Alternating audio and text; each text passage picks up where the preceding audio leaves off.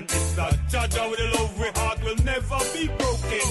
One door is closed, many more is open. To the right pan Jaja, so boy Rasta no need no token. One door is closed, many more. And it's that Jaja with the love. Me one brother try to stab me in a me back. My girlfriend left me true, me never have no dollar in a stock. Best friend about, the claim, they dread, they smoke. How the lyrics, where will they drop the walk? Big game hunters, them they set them trap. But will they pray to the Father non-stop? Help me keep the heathens back. Help me keep the heathens back. When one door is closed, many more is open. To the right pan Jaja, subway Rasta no need no token. One door is closed, many more. And if that Jaja with the love we heart will never be broken. One door is closed, many more is open. To the right pan Jaja, subway Rasta no need no token. One door is closed, many more. And if that Jaja with the love.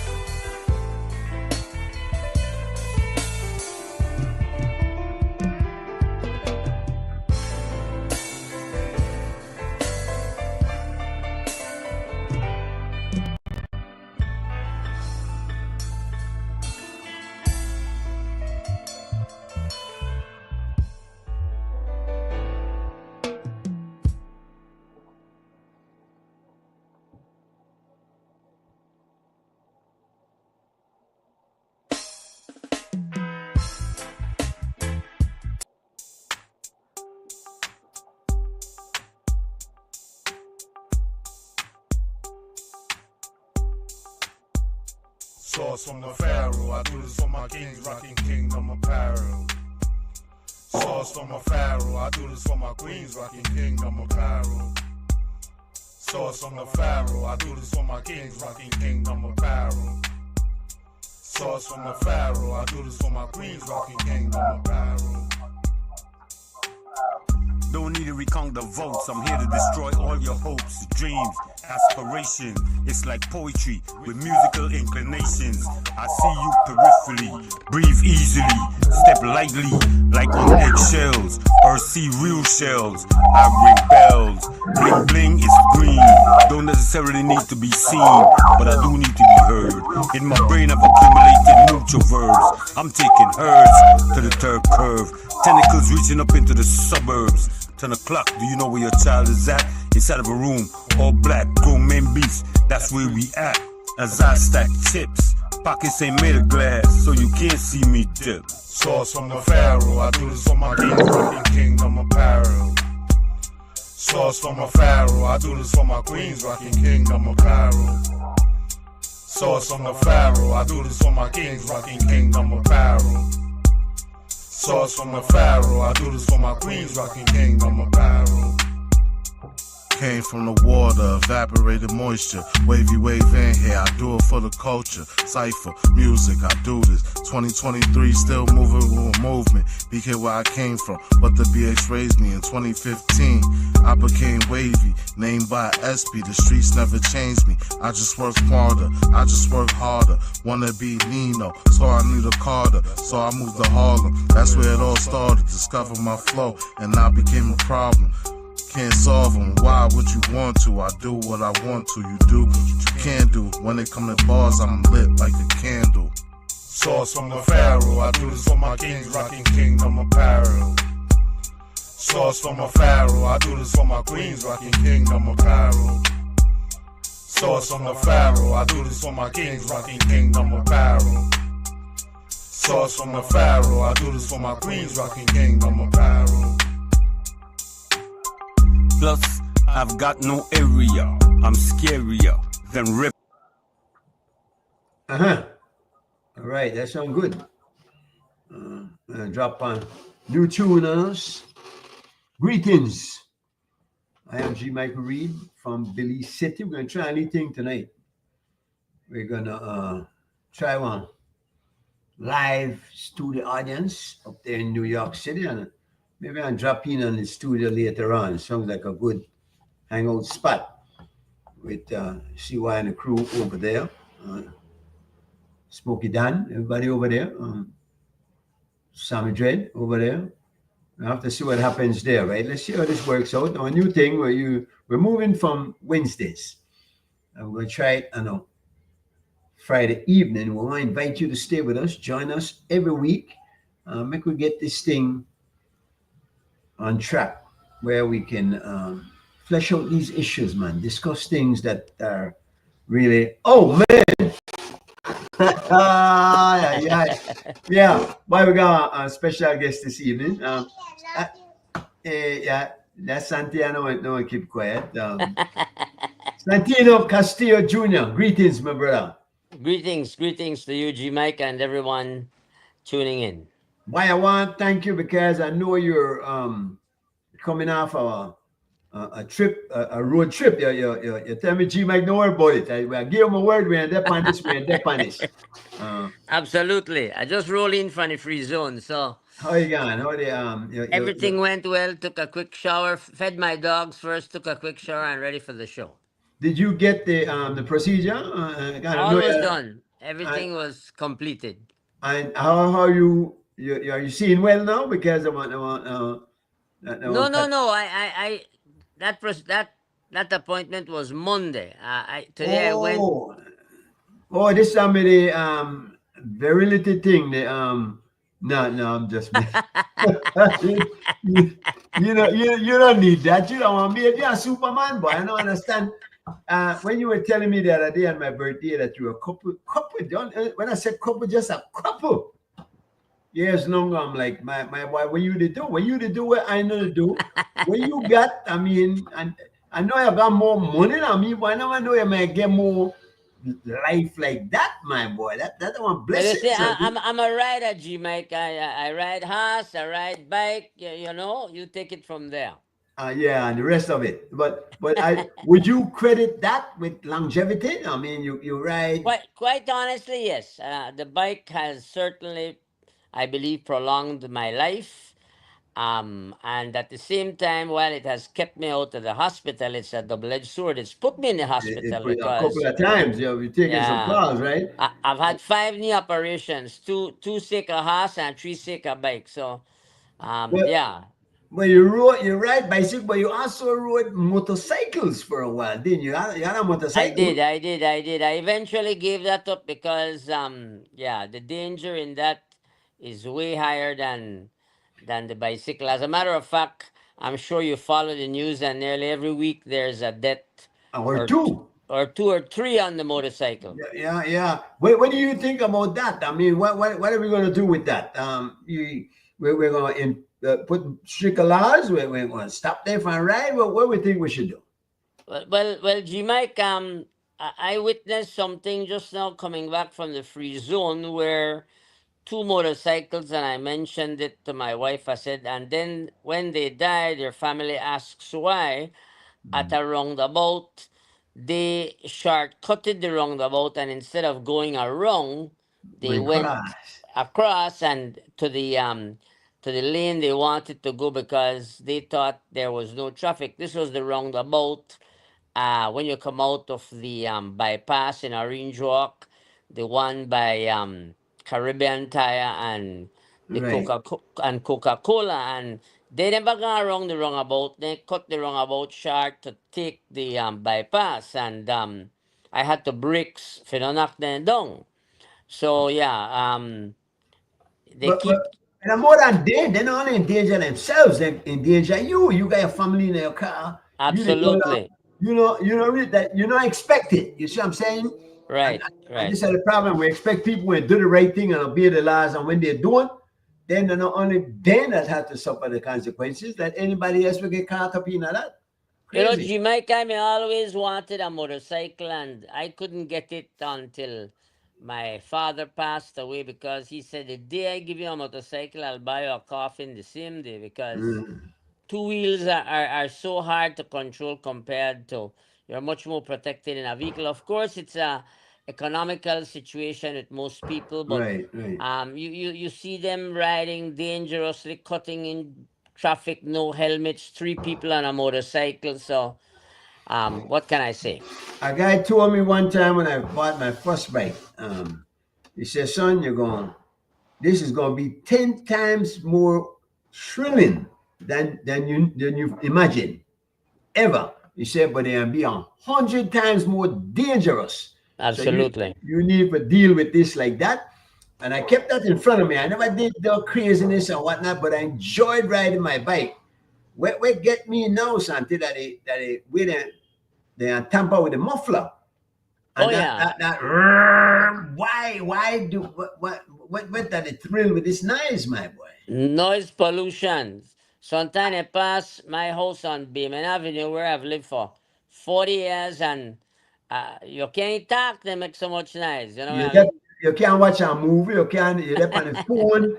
It's crazy, man. And I think there should be you should enforce it. And not only that, the speed they come down Bevan Avenue and Princess Margaret And when they Drive, which is kind of the Princess Margaret, they're right. They're not that far from where you live, so they know they. But I think they what I saw the problem is that one day I see a couple of police officers on one of those bikes making that kind of noise. And I'm saying, well, how can we expect that this is going to be enforced when got the you. ones who are supposed to be enforcing it are doing it? You see? Yeah. Speaking of that, too, I'm noticing on the news a number of assaults against police officers. One last night when they shoot at a couple of police in a road quick and the man had to run off of the road. And apparently they find the person, but they charge him with attempted murder, and I believe they may assault with a dangerous weapon. But don't you think that when the assault is against a peace officer, that there ought to be some more serious law in place for that? Absolutely. And I've always said that in say a cycle pass right now. Yeah. In Belize, there's absolutely Belize lawless. This country is a little lawless in that there's no respect for the police, for the customs, for the immigration, for any kind of law enforcement. Yet, when you go to Mexico, right there at Chetomal, And they jump the border. thank you. Whole They, different thing. they don't throw their garbage on the street, and when it comes to immigration officers, yes sir, si senor, customs officer, si senor, police officer stop you. You only left your hug and kiss them because they don't play wrong. And yeah, I believe the way I've seen, even on Facebook, women speaking to police officers, men speaking to police officers like they're nothing. And I think the level of disrespect has gotten out of hand, quite honestly. But Santino, there are two sides to that coin. Because the way our officers conduct themselves also sometimes that invites disrespect. I I mean, agree. I agree. But you know the old saying, when you wrestle with a pig in the mud, only the pig can win because he like the mud. So I will never lower my standards, even if a police is disrespectful. I'll kill him with kindness and say, IPC. You know what I mean? But yeah, there's no patience as the police. but I'm saying to you that he should not lower his standard. I He should agree. stay up, and he is more expected of him because he's trained to do that, and he's I agree, getting but then all paid of to the do that. yeah, but what ends up happening, G Mike, that because one, two, three officers may be like that, you can't Well, have that yeah, disrespectful attitude to all of them, and that I will hear end you, up I to hear you. happen. That will Yeah, end yeah, up to happen. good point. As they sit a uniform, then disrespectful because one officer may disrespect them yesterday, but then how everybody stands up, Papa. Excellent point. Excellent point. Yeah. No, we're going to talk about Santilli because you've been through the whole full gamut. What is it that Santi has not done? You're a musician, you're an athlete, you're a businessman, you're a politician, where is it? You're one jockey. Why you've led an amazing life. Don't you think so? Don't you stop sometime and say, boy, I've been through some shit. Truthfully, G Mike, I don't mind saying, but if the good Lord took me tomorrow, I've lived a good life. He's blessed me with, I've done everything.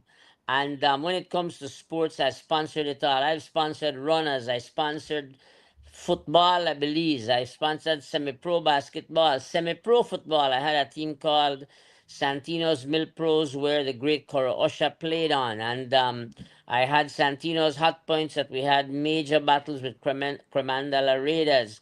I've had cycling teams from 1980. I've been in cycling for 46 years. I've been a jockey as a little boy. I was a jockey recently again. I rode a great horse from the Bedran stables called Dusty. We won every single one of our races. And in the last race I rode her, which she won after I crossed the finish line, the track was so bad she tumbled down and only God know how she never fall on top of me, or else I wouldn't be here right now. But yeah, I've had a exciting life. I like adrenaline. I like the excitement. And but now, as I am heading to 69, Hmm. in a few months, and I have a beautiful little daughter, which you know, Santia, 4 years old. My wife has asked me to, keep it low, bring Right. down the temperature because they say we want to see her grow. Right, right. And listen, when you get older, you're really slower. Your reflexes aren't what they used to be. You Absolutely. certainly can't rebound like you used to do. And I just had a fall on Boxing Day, Thursday Boxing Day. Yesterday was 2 weeks I had that accident, and it's harder to heal, boy, G Mike. The older you get, the bones are harder to heal. Tell me about it. Tell me. I know. The thing that amazed me about you, Santi, is that you obviously your father was a businessman, so you were brought up not say in the on the average south side of Belize City, but you've never shied away the people that you've always embrace people around you, even from all walks of Belizean life. You're not an uppity Belizean, and I think that the way. How did you manage that? I mean, how because they seem to just gravitate to you also. Boy, G Mike, quite honestly, I learned that from my father. My father, I have to say, was a great man, humble man, and his friends were plenty of his employees, and I picked up that same habit, and those are the kind of people that will defend you more than the uppity people. And Mm. it's worked out for me the same way it's worked out for him. I mean, my cyclists are like family. When Jermaine died, I mean, I felt I lost a son, and I just get close to people like that. And of course, you have some little bags in the bunch, and I prepared to give them a chance here and there, but on the most part, I've been fortunate that I have people working at the Sandcast Group. We employ over 500 people, and people that have been with us for 20, 30 years. Raymond Hyde, a perfect example. He visited the house the day when you were here, and Right. these guys are guys that, as they say, have my back, and I feel comfortable with that. And I've always felt better with that kind of person than, as you, to use your word, the uppity people. But they draw to you like family too. I mean, and Absolutely. you treat them like family. That is obvious thing and that obviously the respect is mutual and the love is mutual. Absolutely. Did Ariel Rosado ever ride for you? Absolutely. Ariel came over as a young boy, 15 years old, great champion, won lots of races, defeated the great Quinton Hamilton in a Creme Classic, similar to the one that just happened on January 1st. I think it was the 34th, 35th running thereabouts. And I think Ariel beat Quinton in that race, if I recall correctly, 2002. But yeah, great kid and had an unfortunate accident which Not a took his, tragic loss, boy. Not yeah, a took his life at a young age, but great human being. And he was like a son to me, and so was Marlon Castillo, mm, and all the guys that have passed through my camp.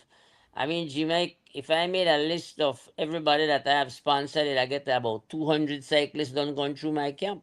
But and you hire most of them also. I mean, Uh, once you, it seems that I was telling you the other day that you don't. It's not that people that work for you that ride for you, but you hire people that ride for you to work for you. So Correct. now and you've gone overboard as far as giving them time and room to train, Correct. which I can't believe is always easy because many of us are indisciplined. Many of our athletes are not. And don't you think if we had discipline, if our athletes had discipline, we would do better, not only on the local scene, but on the international scene? Absolutely. But you want to know something that is true? There was more discipline back then than there is discipline now with the newer cyclists. The cyclists in the past, the Jarmaine, the Michael Lewis, Fitzgerald Joseph, David Airwood, Charlie Lewis, the past champions, and I go way back to I started in 1980 as a sponsor, but those guys have more discipline than the guys do now. Right now, the guys that have a lot of talent depend more on talent than they do on training, and they depend more on technology. Right now there's much more technology than there was back then, better bikes and better supplements. And if those guys now would train the way the guys in the past did with what they have now in terms of supplements and technology, boy, they could reach the sky. At the end of the day, you just can't replace good old hard work, can you? When it Yeah, comes to absolutely. getting in shape and doing, you have to put in a hard work. I mean, in the guys in the past, like Alpheus Williams, whom I sponsored as well, then guys, before cross country, you there, then don't do, then I tell you, boss, I done throw down one 10 kayo on back, one 8 kayo on back. Uh, the guys of this era, if they do one or two, it's plenty. Santi, I knew Ernest Mean. I knew John Mean. Well, I don't. We weren't friends that were as close as you, but I always considered him a decent guy, a nice guy. Um, Very, but very nice. was he just caught up in the wrong thing, a family thing, or what? What? Because he didn't seem Jamin like he was was in that. was Jamin was not only a great champion, but he was very humble Right. and was never a braggadocious guy. And to be very honest, most people in cycling will tell you that Jamin is the greatest cyclist ever came out of Belize. Period. Non-stop. I was to ask you that. You believe that yourself? I believe that. If you were to say who is the best cyclist that Belize ever had, hands down it would be Jamin. And Interesting. what happened is, Jamin had some nephews, the main brothers, and they had they're always in the news, and they had gotten into a rift with other people, and the old saying, if I can't catch Peter, I catch his shirt. That's what caused Jamin's that he was mixed up in nothing, in That zero. was sad, though, boy, because they knew him also. And my man was Yeah. quite famous. They, You they know, couldn't they couldn't catch his nephews, so they killed him to send a message, which Ah, was did he very sad still? and heartbreaking. Because he wasn't even at the peak of his career, was he? He had further to go, right? Oh, of course, he had much more to give. Quite honestly, he was on the downtrend, but it was a good downtrend because he was the leader of the team and he showed the team that even though he was a champion, he was prepared to sacrifice for the younger kids.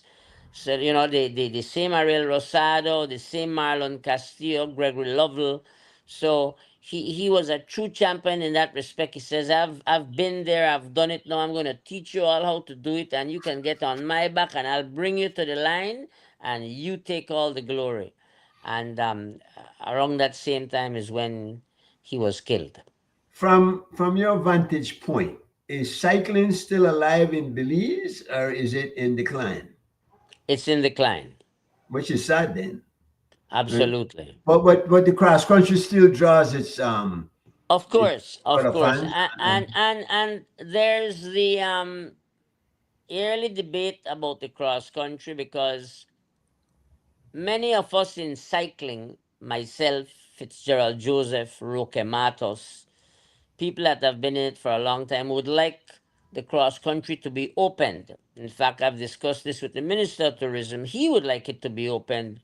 It would be beneficial for Belize in so many ways, in terms of tourism, in terms of cash inflow for the country, restaurants, hotels, tourism. But isn't it open, Santi? Don't foreign riders participate? Look, boy, G Mike, what we call the open, one very small window because there is a limit to the caliber of cyclists that they let in. They let in cyclists which they think that our Belizean riders can beat. You got me? Well, these William brothers, these the Corey William and what the other brother name? Justin. Justin. But they are high caliber riders, even on the international scene. So did we just make an exception for them? No, the difference is they're Belizeans. That's the difference. They're Belizeans. So if you don't a Belizean and you are competing in the Tour de France, you could come and ride cross country. So what Like I'm saying, crazy, something. so what I'm saying is to the federation, and not only me, many people, you already have professionals coming in. The Williams brothers are professionals. Bring similar riders of that caliber to compete in Belize as well. Because the Williams brothers are allowed, but only because they're Belizeans. I mean, the argument that is thrown out all the time is when last did a Frenchman win the Tour de France? Correct. You know, Exactly. Exactly. and so I've told them if you don't want, if because I said the Belizean public want a Belizean win, I said, well, that's easy. No invite nobody on a Belizean, I certainly win. Yeah. Story Yeah. done. But But if you open it, you just can't invite the least shit no one there. You have to open it and invite the good ones as well. You know what I mean? is the cross country and international cycling calendar? Yeah, the cross country is well respected worldwide. And if you notice, for example, John DeLong, who's come here and won many races, he's a master rider, the man like 45. I mean, and quite honestly, G Mike, a cyclist's best years are between 27 and 33. That are your best years. Most cyclists start decline and retire between 35 and 38. So when you'd invite a 45-year-old man, that because you'd invite one man who don't pass the prime long time. So that's what I'm saying. You can't just invite masters and old man and people you think could beat and then he still turn around and beat them. But you have to open it up, man, and that will only, in my mind, motivate the Belizean cyclists to say, boy, if I know, start to work out harder. And not only that, there's the other effect that it will have. A lot of these teams, if they start coming in, will start to draft Belizean riders. They will see talent, recognize talent, and say, you know what? Hey, kid, would you like to go ride with us in United States or, Right, wherever? right. And Colombia. develop them Ex- to a higher level. Yeah. exactly. And it will draw tourists Well, that's what we're saying. because Yeah, open. all these riders have their fans. And all the riders that I personally have brought end up coming back to Belize to visit with their family. Because Belize is a beautiful country, boy. So they come back and they carry their family. The San Pedro, PG, Placencia, Cayo. They're all over the place. So open the bloody thing, man. Well, make I use the term open for lack of a better term. When I ask you, were you there when they opened it up to whatever level is open? Certainly, it's not open all the way, like you said, and open only small window correct. and let in only draft, but nothing substantial there, nothing I, going I, to blow over the table. I say open the whole door. You just want to let people in, Open in, it, open it, open in it, and you will see cycling in Belize become so international and famous outside. As a matter of fact, it could get to the point where eventually, where Belizeans are concerned, they may have to be able to qualify to ride cross country. Because indeed. the truth of the matter is that you have about 80 Belizeans ride cross country and maybe only 15 have a chance to win. All the rest just to make up numbers, boy, G Mike. Yeah, many of them not got a chance to finish because they're not At in the kind all, of shape. Yeah, yeah. some of them not even reach. They not even reach Belmopan, then don't get Lego. Roaring Creek, then don't get Lego. It's embarrassing sometimes, I tell you that. But you're absolutely right. And what's the use? It certainly this what in about 3 years with the 100 years across country. So the longevity is there. It has Exactly. hung on. We need to keep improving. We need to make sure everything is okay. The national stadium, because I remember cycling races used to finish there. What's the story on that? And don't you think it would be better also that we could get our gate price and maybe even add to the prices without the government have to carry the bulk of that?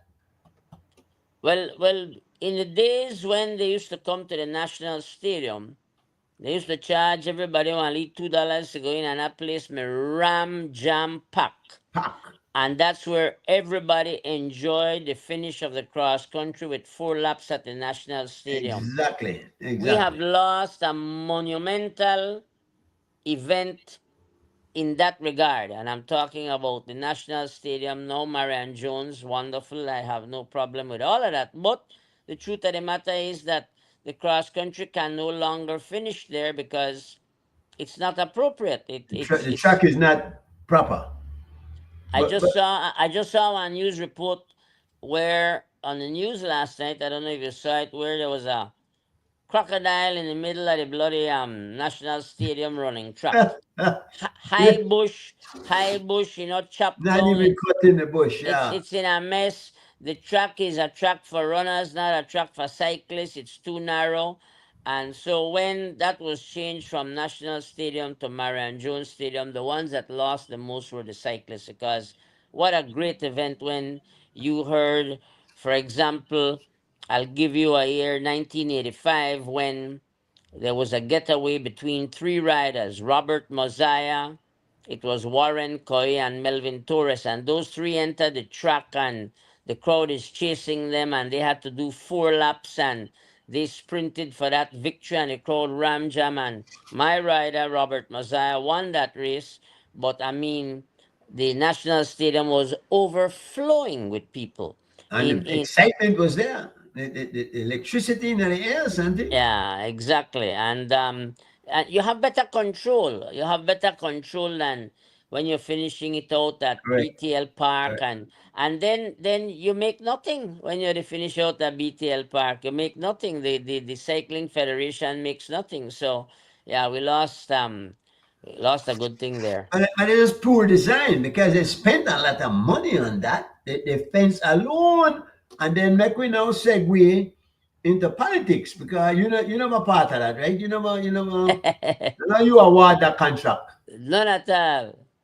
Not at Yeah. all. As a matter of fact, I may agree when Cordell Hyde say I never say one situation where you build a fence before you build a house. And that's exactly what going on. Got to spend a lot of time and money on the fence.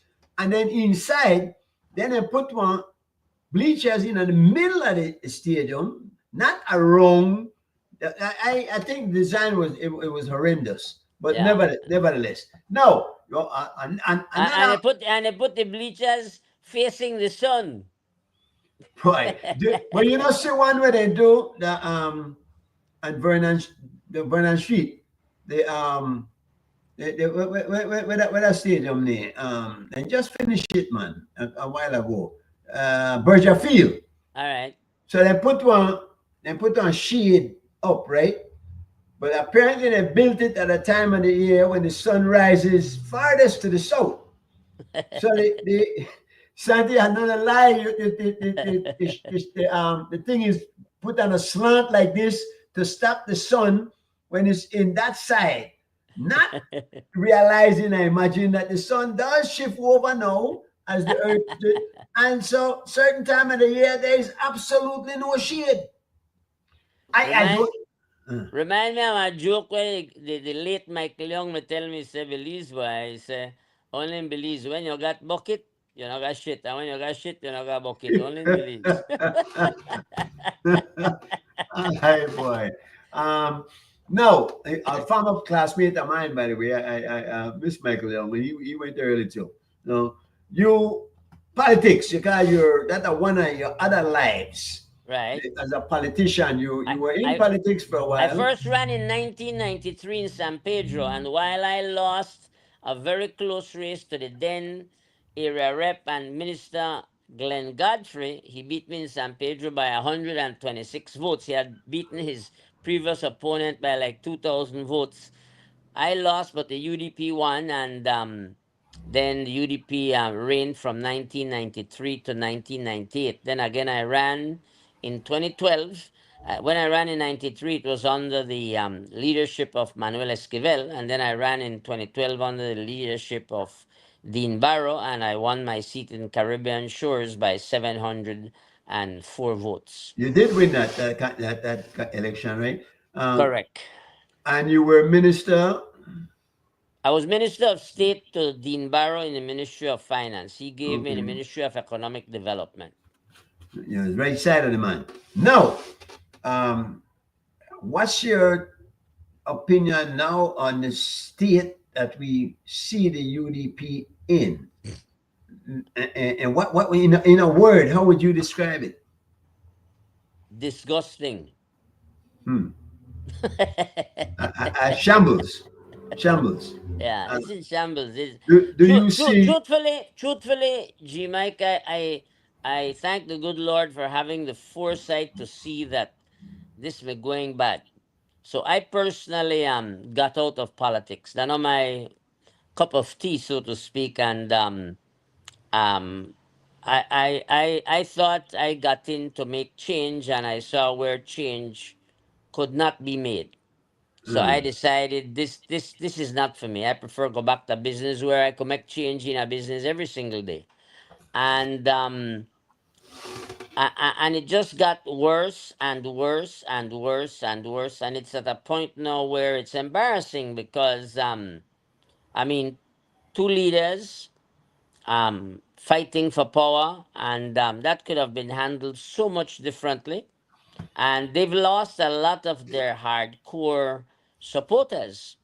And what makes it worse is that Belize needs a good opposition. The oh PUP man. were PUP were a phenomenal opposition. They've had their internal problems too, but boy, this crowd UDP make internal problems and take it to a next level. I mean, goodness gracious. I think they will be lucky to win one seat in the next election. Well, Santi, I want disservice to the Belizean people, though, because Absolutely. like you rightly Absolutely. say, I mean, I'm part of our democracy, Absolutely. and who's going to hold them to the fire? Power corrupts. Absolute power corrupts. Absolutely. Absolutely.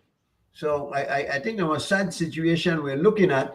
Um, I wonder what was the rush, because Tracy stepped up and really wanted to just be leader and push Shine out, and she's given her reasons as to why she thinks they weren't able to speak her voices and whatnot. But shouldn't she, you think, have waited until after the election, like they had decided upon at the convention?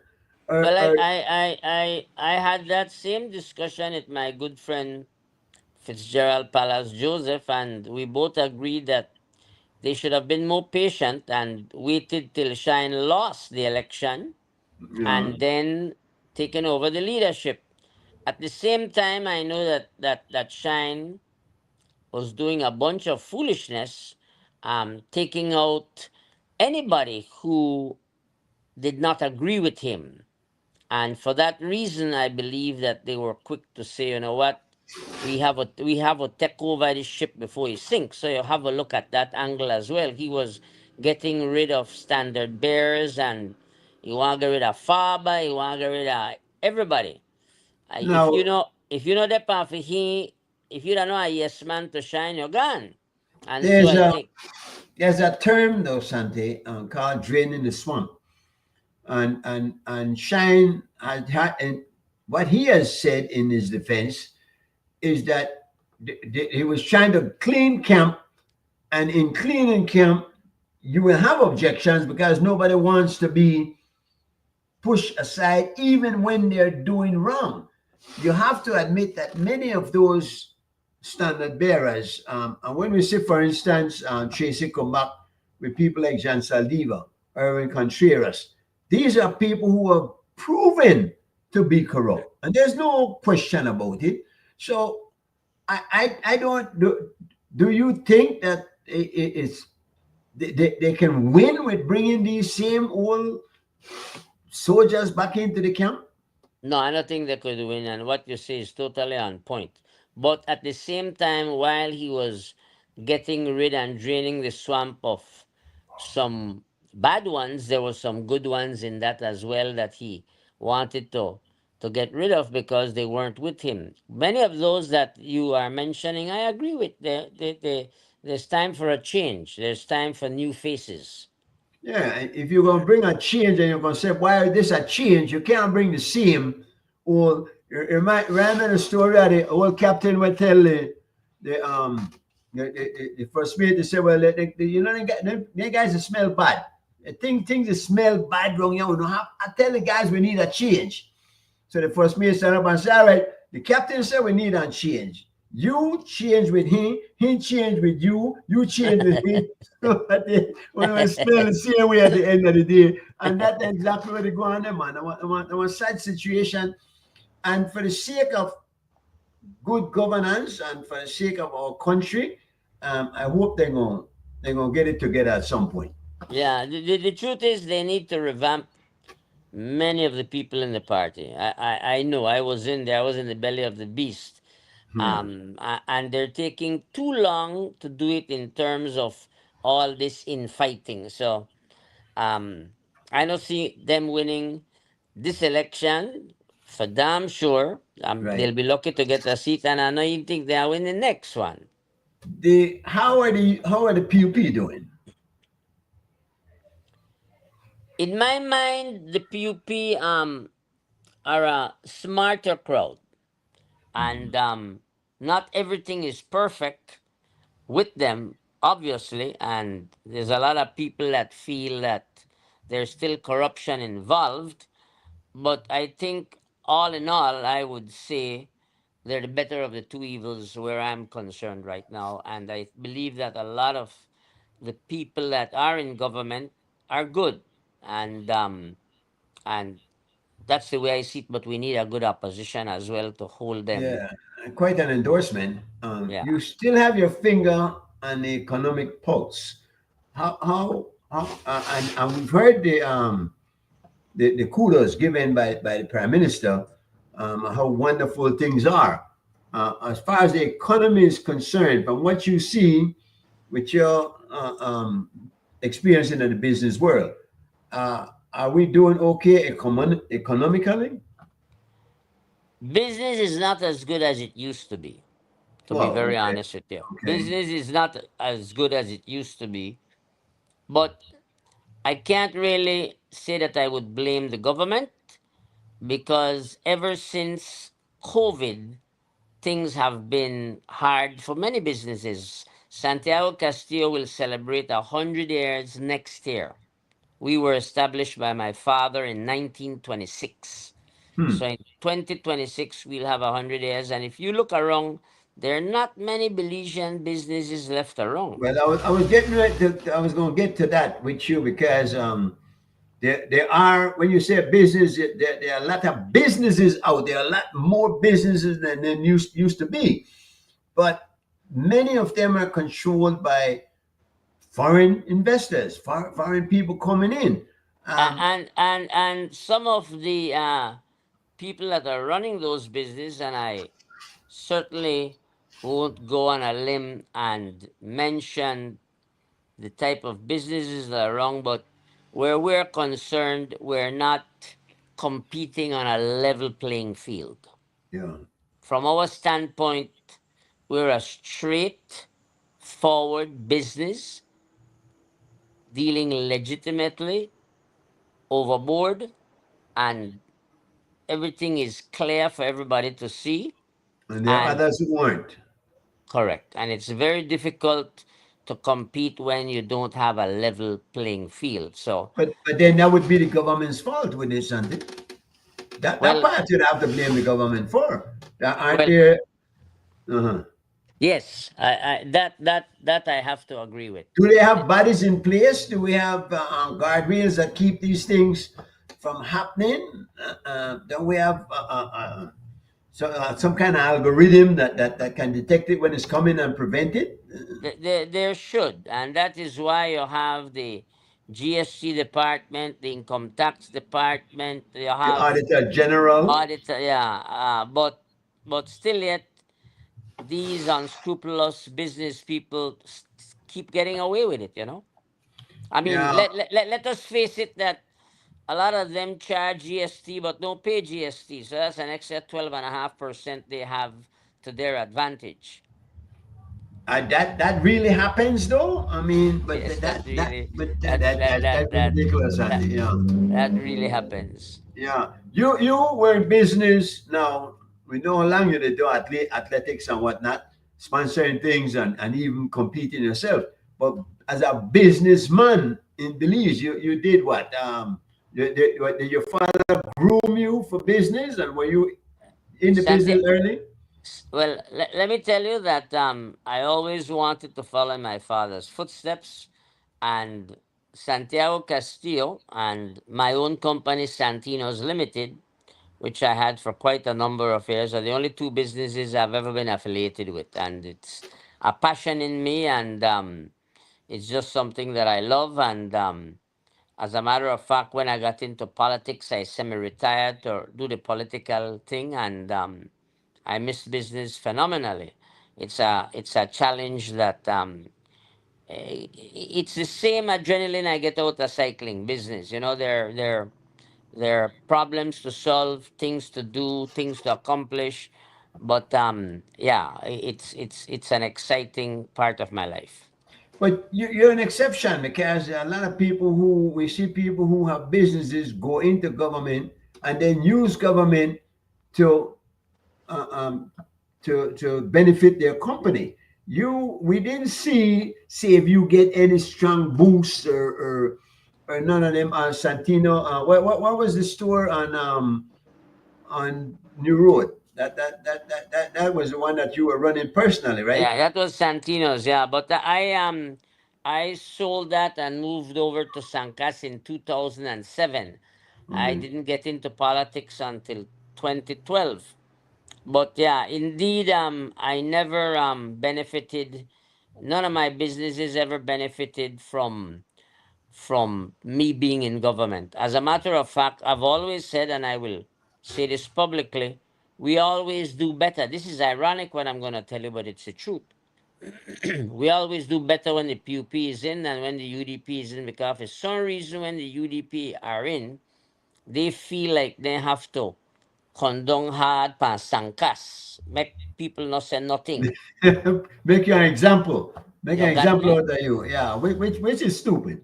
Which Whereas the PUP, they know we're a bona fide business company, and we don't have no problems with them. Well, you have problems every day in getting permits and this sort of stuff, but that's something that you is don't just you don't feel as if they're targeting you, at all. and yeah, because And, I, and you know, G Mike, I have never during the PUP called any minister and tell him, they got a leak problem, or never done that. yeah. Sante, you have children, and maybe go up on the tangent because I know you tell me you stayed me. You may take about half an hour, but I tell you what, We're we could done go the an hour. 45 We minutes. done the 45 minutes. So I'm saying, so it's really, I mean, no easy banter. So and I know we put no, I know set traps for people. We know ambush and whatnot. That's just straight out talk. And I think people out there like to hear from people like yourselves who have been in so many different fields, into so many different things in our society. Because we're a small nation, but our people really um, have experienced a lot, even that. Now, when they got a story on the news about a parent who beat a child, discipline seems to have been harsh. You have children yourselves. What do you feel about disciplining children? And are you familiar with the story? And do you think it was warranted that the lady would get arrested? I think I saw that story, and I will tell you the way I was brought up. my mother, my father were extremely strict with me, extremely. I used to get lashed with belt, and I believe that their discipline is a reason for I am the person that I am today. My father chose to send me to a military academy here. I got a military Valley Forge Military Junior College in Wayne, Pennsylvania. Hmm. And when I got there, I hated it. But after I graduated, I loved it. I saw all the good that it did for me. So I believe discipline is an important part in children's lives. And while I did not give my daughters the extreme discipline that I received, I still was very disciplined with them, including the little one that's 4 years old. And if you need a spanking, yeah, give a spanking. You want to go to jail behind that. Let me take this You know that thing opportunity. starting at the States, you know, in the States, that thing start to Yeah, pick the yeah. call of the police and tell them, Mama just beat me. Boy, I wish I would try that when I'm small. And But they get beat, and I get beat again. I noticed we got coming into the room I a see my friend, gentleman. my friend, my You friend, might you know my him? good friend, Dickie Do you know Bradley. this guy? Uh, Richard Dickie Bradley. Dickie, greetings, sir. Good evening. Uh, you mic they off. Try see if you mute or and then why to mute you. Try say something. Lashing no That work for. possibility. All right, there it is. Make Lashing I no tell work you, for everybody. make I tell you one story about Dickie Bradley. Uh, Wow. When PUP mean a government, this is a many years ago, and Dickie was running his talk show. Um, Santino's messengers were always a mainstay for the 10th of September parade, 21st parade, I should say. mm, And let me just get in, I think it was 1998 when they got in and they boxed me out of the parade there. And I'm a Bex, and I call the Dickie Bradley show. And I mentioned it on the show, and Dickie supported me. And the next day, Santino's messengers get hired to play for the parade. so the man guy had your back. Uh, I and have to say, well, then he got kind of I don't point. know if you remember that, Dickie. I actually called your show and voiced my opinion. You supported me, and 1 day or two later, I got hired to play in the 21st September parade. So that's a good memory I have from Dickie. But now that you have Dickie on board, can I leave? I man, no man, Dickie, you make him leave. What we are doing, Dickie?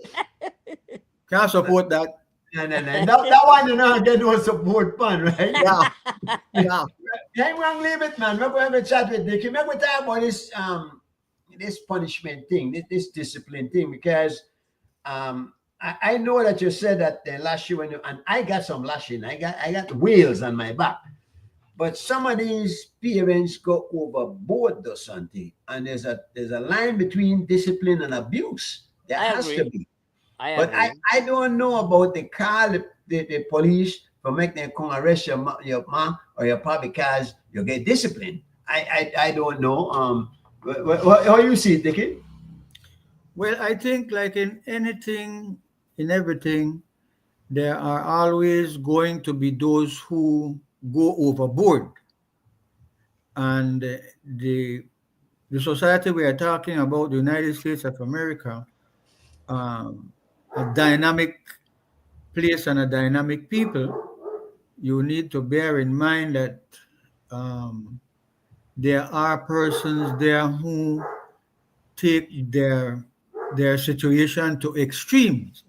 A classic example would be persons for whatever reasons, and it would seem that there are mental health issues that would also play a part. But how do you go down to a school and start to shoot children?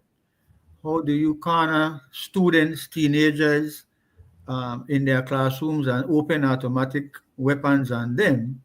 So there is that element in the United States of America. It's not like half of the population they do it or so, but in anything there are those who push the envelope further for a host of other reasons. Only very recently, a judge made an observation from her experience that a police had been, um, I don't know if it's routine, but a police was beating someone. It's not just a slap, a punch, and so was really beating someone. And when that emerged in evidence in a court, the judge made the observation later that that kind of behavior, in her experience, that person is more than likely going to or is actually beating his spouse, because there is, whatever factors they say, those to whom violence is done do violence in return. And so I imagine from their own experience, American children and their school system would try to assist young children who are the victims of violence in their homes, and where there are parents in Belize, we know that too. There are parents who, when they start to lash, they don't know when to stop. Where I grew up, But when I got picnic too, when they start to get trouble, they don't know when to stop. that is so. I mean, but those are the extremes which you can't use that Well, to. both of them are extremes. Okay, we Yes, can't. but there are extremes in everything. No, I mean, God wiped out humanity in a flood and later regretted it. So, but you can't make the judgment on the extremes. You have to look in the middle to see that in fact the intention is worthwhile and has value. That you, on the one hand, you can't spare the rod and spoil the child. On the other hand, you can't go overboard and then leave psychological scars on a young child growing up. That, especially also bearing in mind, in our society in Belize, there are a lot of children who are growing up with absent fathers, and their stepfathers who sexually molest some of them. There are uncles and relatives who are involved. So it's not a straightforward matter. I, We I, need to I, protect children. I hear what you're saying, but and you're making the point yourself that they're not all of them. That's you have people who are extreme. No, you talk about the American system, as Santi was saying, and the Belize system. But I don't know that we have that many people in Belize who are abusing their children, that we should formulate a policy based upon that. That seemed to be a low common denominator to me. And I don't think that's a good thing to formulate policy on, if you get my point, no? Yes, but we all went to school. I mean, the three of us are not teenagers.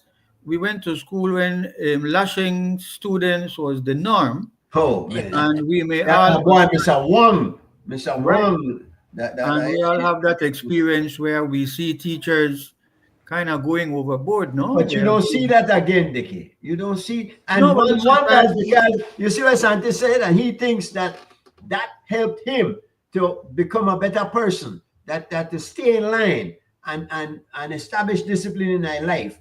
yeah, We are seeing today, you have to admit that a lot of the children today are unruly, have no discipline. And in fact, yeah, we answer to them Panama in a minute. yeah. So, which is the better system? Well, listen, the world has been changing in front of our eyes. Yes. We no longer 100% believe that resorting to whipping children Right. is a foolproof guaranteed system. If that was so, then these children would have grown up all disciplined and have no behavioral issues and so on. But it's a complicated matter. Um, Yeah. it's a complicated matter. But because in our days, I think more children grew up with discipline than not.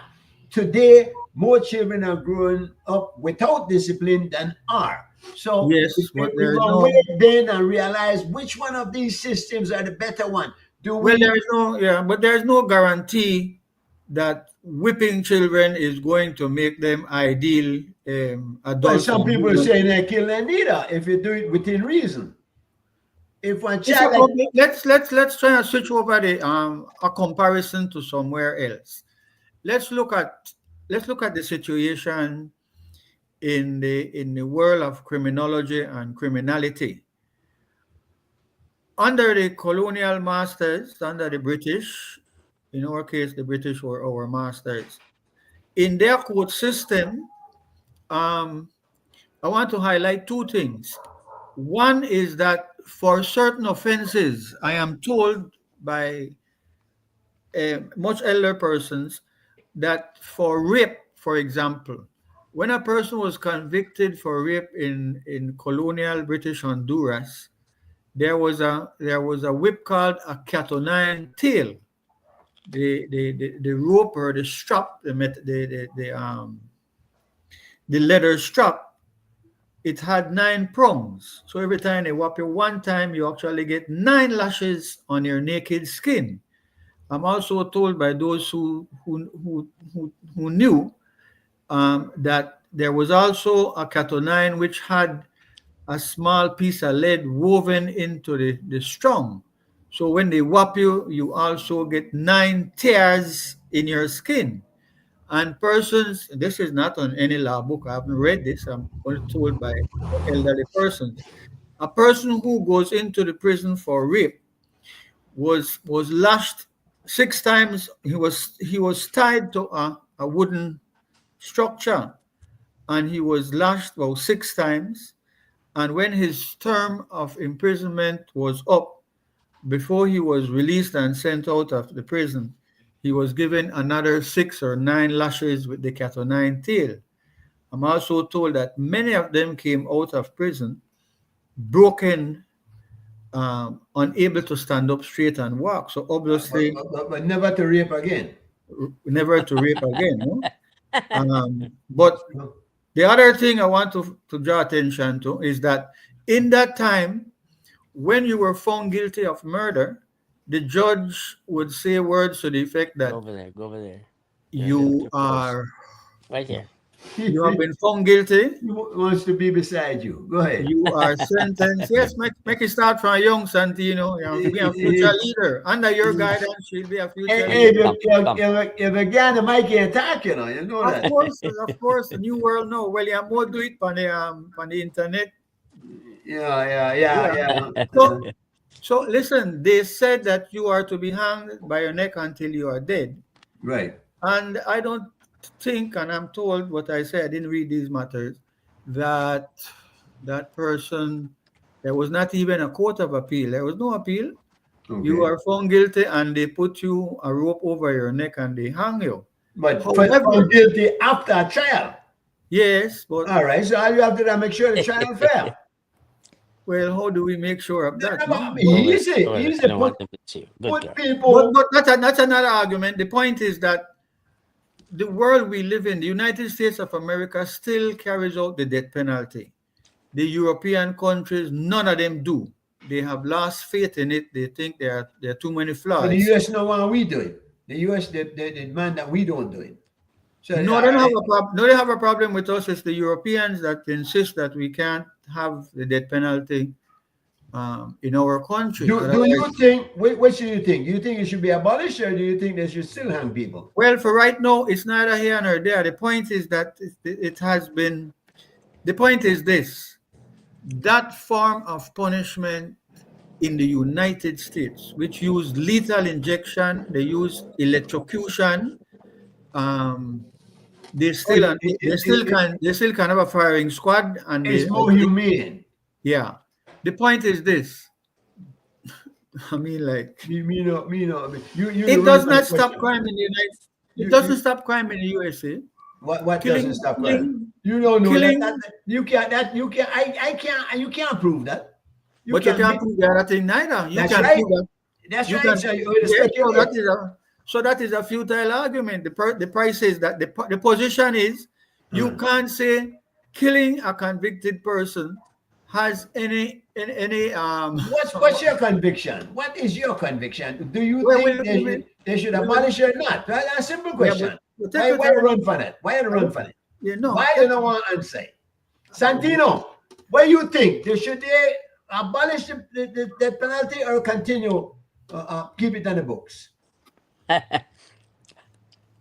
Well, Dicky has a point in that killing someone, he said, not necessarily stop crime from happening. Stop that person from doing it though. But I believe personally that if you have the death penalty on the books, it will certainly serve as a deterrent to, to other people who might try kill somebody. That's my belief. So I share that belief, but Dickie, obviously you don't. no, man, no jump to conclusions, my But brother. you refuse this. You don't want to say it. No, I You am don't not. want Over to a little say bit it. more. Give me a chance. I didn't I raise know a it. long chance because I go around the mulberry bush and you know to get to the point at all. We don't have multiple bush stability. Well, the rabbit hole, we got rabbits. We no, I raise it not to advocate to get rid of it or to keep it. I raise it to make the point that in the extreme, in any situation, there is no there is no evidence. I don't know of any studies, but there is no evidence that it does what we would want it to do. It does another matter. What it does is what you are saying. One, that person will never kill again. And two, the family who has lost a loved one feels some sense of closure that they have had justice to see a convicted murderer pay the penalty for killing their family member. But I wasn't bringing it up for that. I'm bringing it up to make the point that sometimes we do things and it doesn't serve the purpose for what we want, because whipping children, being cruel to children in school and being cruel to children at home, there is no evidence that having an iron fist is going to guarantee you that a child is going to grow up the way you want. In the new modern world that we're living in, we feel that if we educate people, if from your small you are taught right from wrong, if you are brought up with more patience and love in the family and in the school, you are more likely to be. I said violence bring violence, and those to whom violence is done do violence. You use one letter if, and it reminds me of what Ali boy tell me one time. He said, if he had sense, he wouldn't grow in a body. If there were interesting thing, and we don't know. You're saying if this and if that, but at the end of the day, we don't know either. No, If but you are we taking. institute the punishment, that they would not be better off than they are today, because make no mistake, things are out of hand.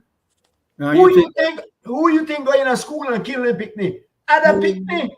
but you think that lashing children will make them We better? don't know. We don't know. It didn't So used how to you're happen. advocating? So why I would will you tell you advocate? why. Well, Because when we used to lash them, it didn't used to happen. And now that we because don't lash them, it happens. because Is that true? that's not a scientific decision, because there were only a handful of children that we were dealing with. You can't look back 70 years ago and say, boy, we only had 5 murders and we hanged the 5 of them and everything may go good. Then the population alone has changed. The world has changed. Today I heard a judge complaining that look what the young children are being exposed to: nakedness, violence, drugs, a lot of sexual images and lots of sexual activity. What is going on in our society right now, 2024, 25, could never have happened maybe 20, 30, 40 years ago. Never. No woman, no female would ever dress the way a number of women dress and go to street or the parties. Things have changed. Lash they don't mean that they're going to, the problem Yeah, will be but solved. you're the point, Mama Lee. So anyway, listen, I see G Nicole is Mike, here. Yeah. what I'd like to contribute is that I noticed that with my older daughters, who are now 39, 36, and 29, that punishment served much better than lashing. As a matter of fact, I remember one of those daughters saying, "Dad, please lash me, but not punish me." Now So take on the phone. depriving them of certain things, exactly. Watching TV, not being able to go out to the nightclub, disco when they were 18, 19 years old, no, you're punished, whatever. That served a better, More effective. absolutely. All Yeah. right, and yes, but the sort of punishment. I don't know if I know hear some of the people today advocating for Let's have nothing. Left let's have alone, from the then raise your voice out of the picnic. Nothing, let's hear from Nicole. We have a yeah, woman. after yeah, let me hold on a minute. We have a Santi, woman. you're stick around, right? No, Um, no, boy, I not had dinner yet. I Yeah, just, I'm ready for the I road look, all day today. I look hungry. But I want to thank you for being here. Listen, I do this again some other time, right? Thanks, You Santi. can't you Absolutely. can't make G Mike Reid, you can't make Santino leave us so early. We need to discuss the matter of the absence of an opposition party in the country. That is We a did, very we did that. We, You we, came we in don't late. go through that We in gone a through that. You're detail. late. wait, we'll come again. We'll come again. What is the You come again. You come again. You come all again. right. I want to talk to Nicole. I want to give Nicole some Yes, time too yes, because Nicole yes. sounds like a very interesting person. I heard you. Santi, thanks a lot, bro. Anytime you're ready. Thank Stick you, around if you Pops. want, go if you want. All right. Have a great evening. All right. Yes, sir. Good night. Hi, Nicole. Good night. Welcome to the show. Good night. Thanks for having me. I understand you've written a couple of books and you've done some work in sociology. Is that it? What's your field?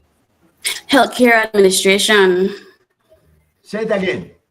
Healthcare administration. Okay. Healthcare administration.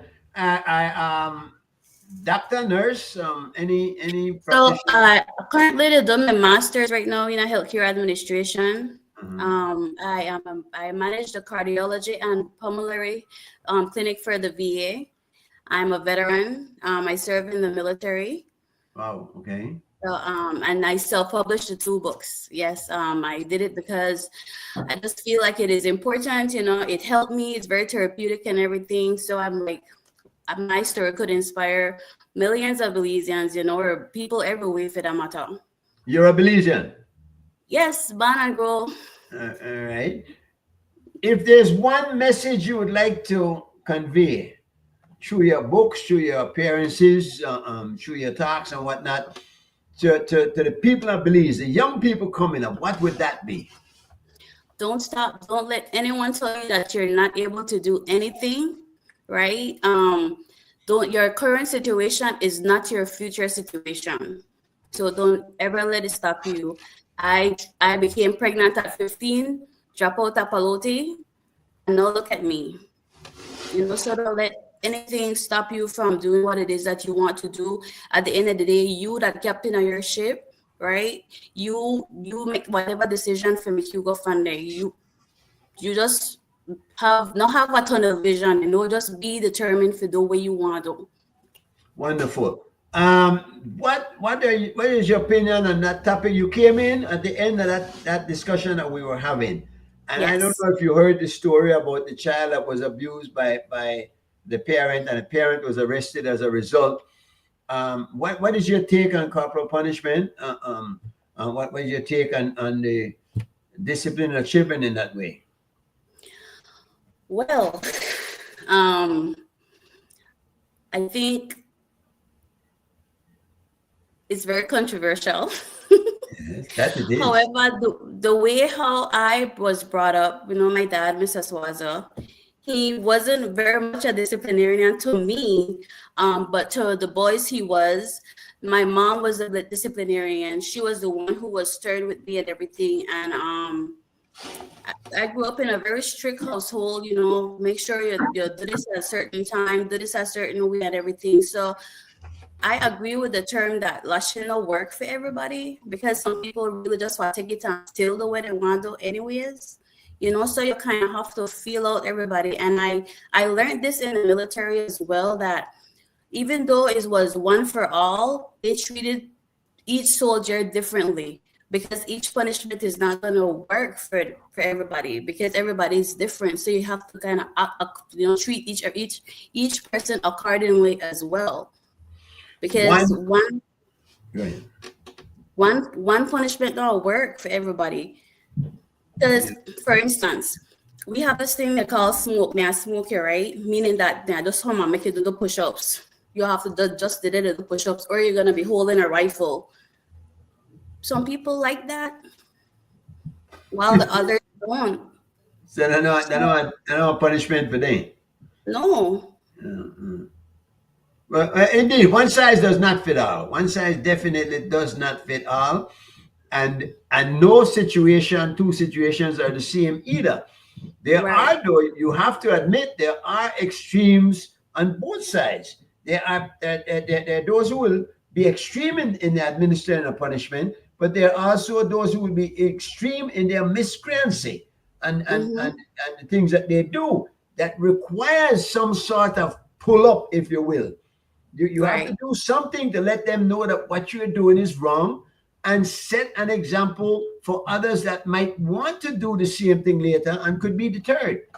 I But then you also have to come to the realization that some people just really don't care. The way how I deal with punishment in my house with my girls, I have three girls. I have a 20-year-old, I have an 8-year-old, and I have a 3-year-old.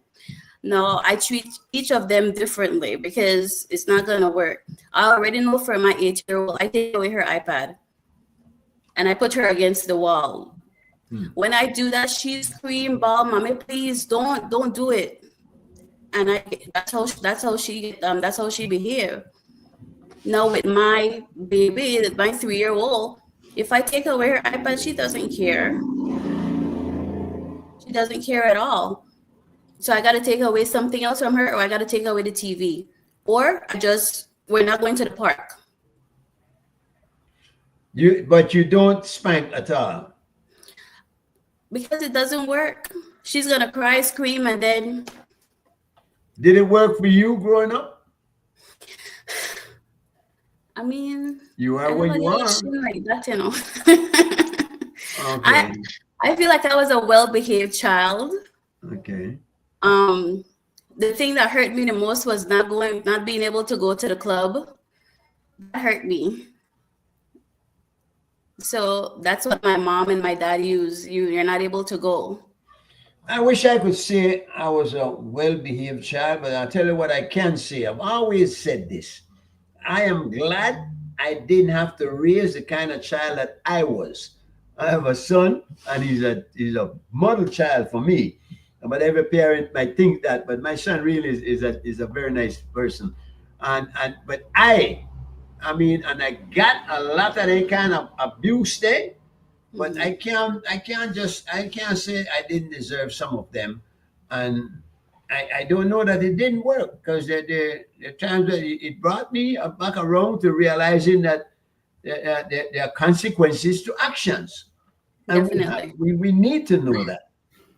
Now, the key is suggesting that the U.S. the good U.S. of course have set their standards, um, but I don't know if it's working. Look what's happening over there. Look what is going on in the US, and nobody can, in their wildest imagination, say that, boy, things are wonderful over there when it comes to the way the citizens of that country are acting. And I mean, It's not really all of them, scary. for sure, but It's there's really some weird scary. things. Yeah, yeah. You could be going to a shopping mall, and someone just come in and gonna shoot everybody in there. How Right. does a person get like that? Maybe the allowance that you're giving them, maybe the lack of discipline might be playing a part of that, and Dickie, you don't want to admit that. Wow, you get I'm saying that you can't. First of all, United States of America is a huge country.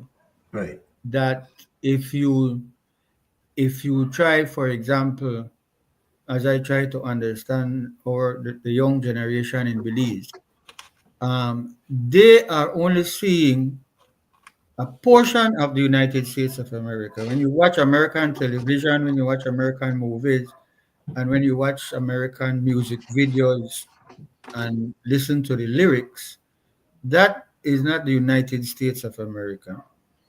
Hollywood is extremely influential. The movies they put out, the things they feel will sell and make money. Likewise with singers and artists and so on. But the United States of America is a vast country. There are areas in the middle of the country, in large other states which are, some of them are even referred to as the Bible Belt. You can't judge the society by a limited exposure to their situation.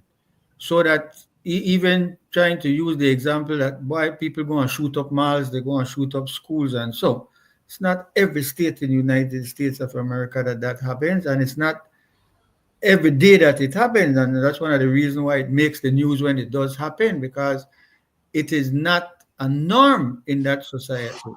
In the case of Belize, we have lived long enough to look at our society to say that this is not the society we grew up in. This is alien to us.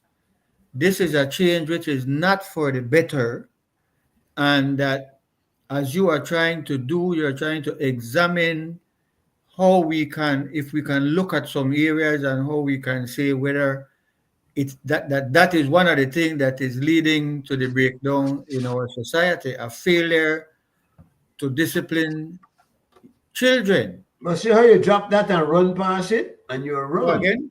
You Go see, again. you drop that and run past it. That is not a norm in that society. It has become a norm in that society. The No, it's behavior not. yes, it has. And a lot Mm. of times you don't hear it on the news simply because they're not like Belize. In Belize, anything dropped the big news. In America, you know how many things happen that you don't even hear about? You Yeah, know but how many murders they have every day in America? I mean, you have to be careful because you're looking at a society in a population of, they say it's about 350 odd People million. all over the world. People No, are man, people. that got nothing to do with it. You're looking at a society in which there are about 350 million people. Mhm. It's not every day that somebody go into a school and shoot up persons. As a matter of fact, Why it's the become law, regular here. the It law has become regular. enforcement, the law enforcement agencies in that country, they keep account of anything. They label something terrorism if it's more than three persons who have killed so many people. There are records for it. It's not every day in every state they're shooting up people. That's why it makes the news, because it's unusual. It's not the norm. It's happening. We would think it's happening more frequently. That maybe 10 years ago there would have been 2 dozen. To the day there might be 100. But the point I'm trying to make is that you can't just reach a decision and say, boy, if they now whop only pick in a school and in the homes where I have discipline, everything will be the way we would want it to be, because the world has changed. Children themselves know something is wrong where parents are beating up on them, where they sometimes good, decent parents get carried away in the emotion of this situation, and so it is complicated. G. Mike Reid, yeah, we have Oh, no yeah, yeah, you sure you can't say that's all? Yeah, go ahead.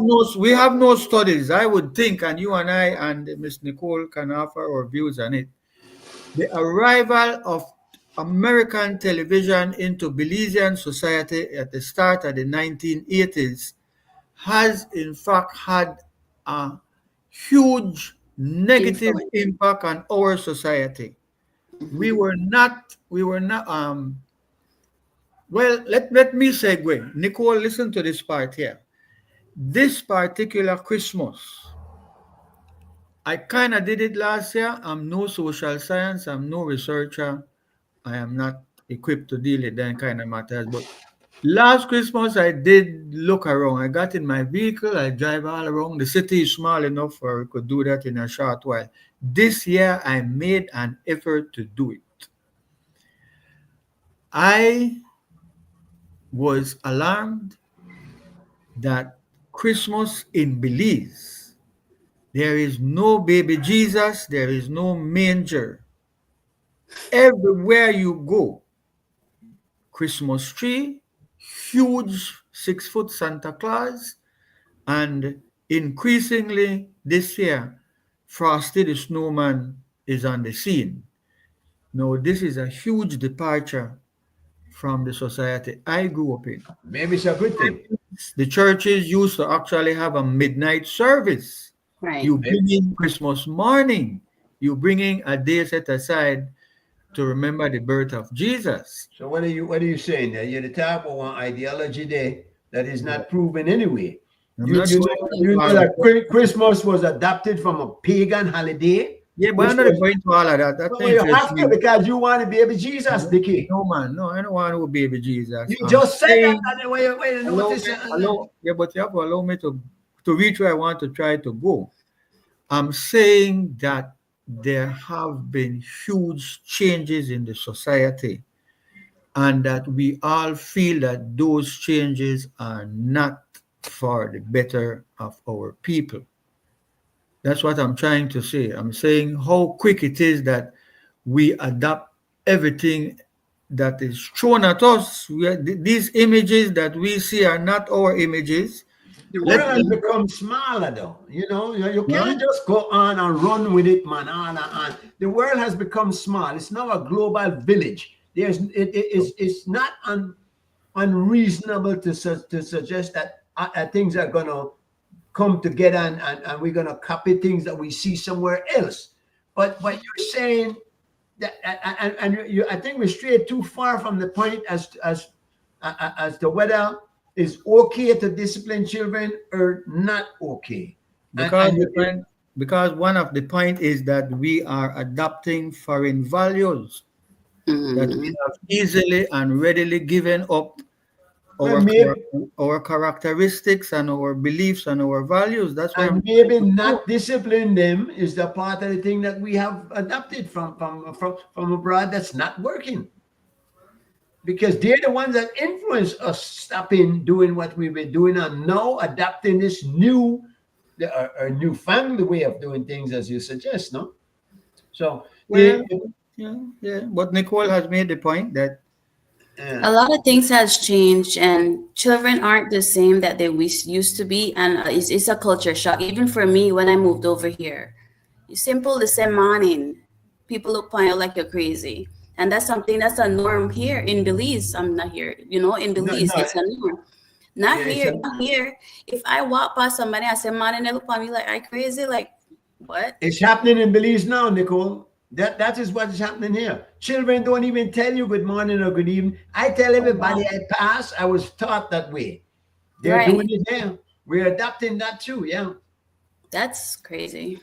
It is crazy. Anyway, the producer is reminding us that we need to talk about your book because we're done at 8:23 and we only got to you for a short period of time and we want to know more about the books. You have two books. What in a nutshell are they about? Are they the same subject or are they on different topics?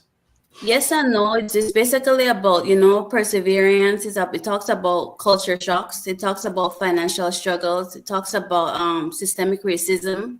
It talks about going up the corporate ladder.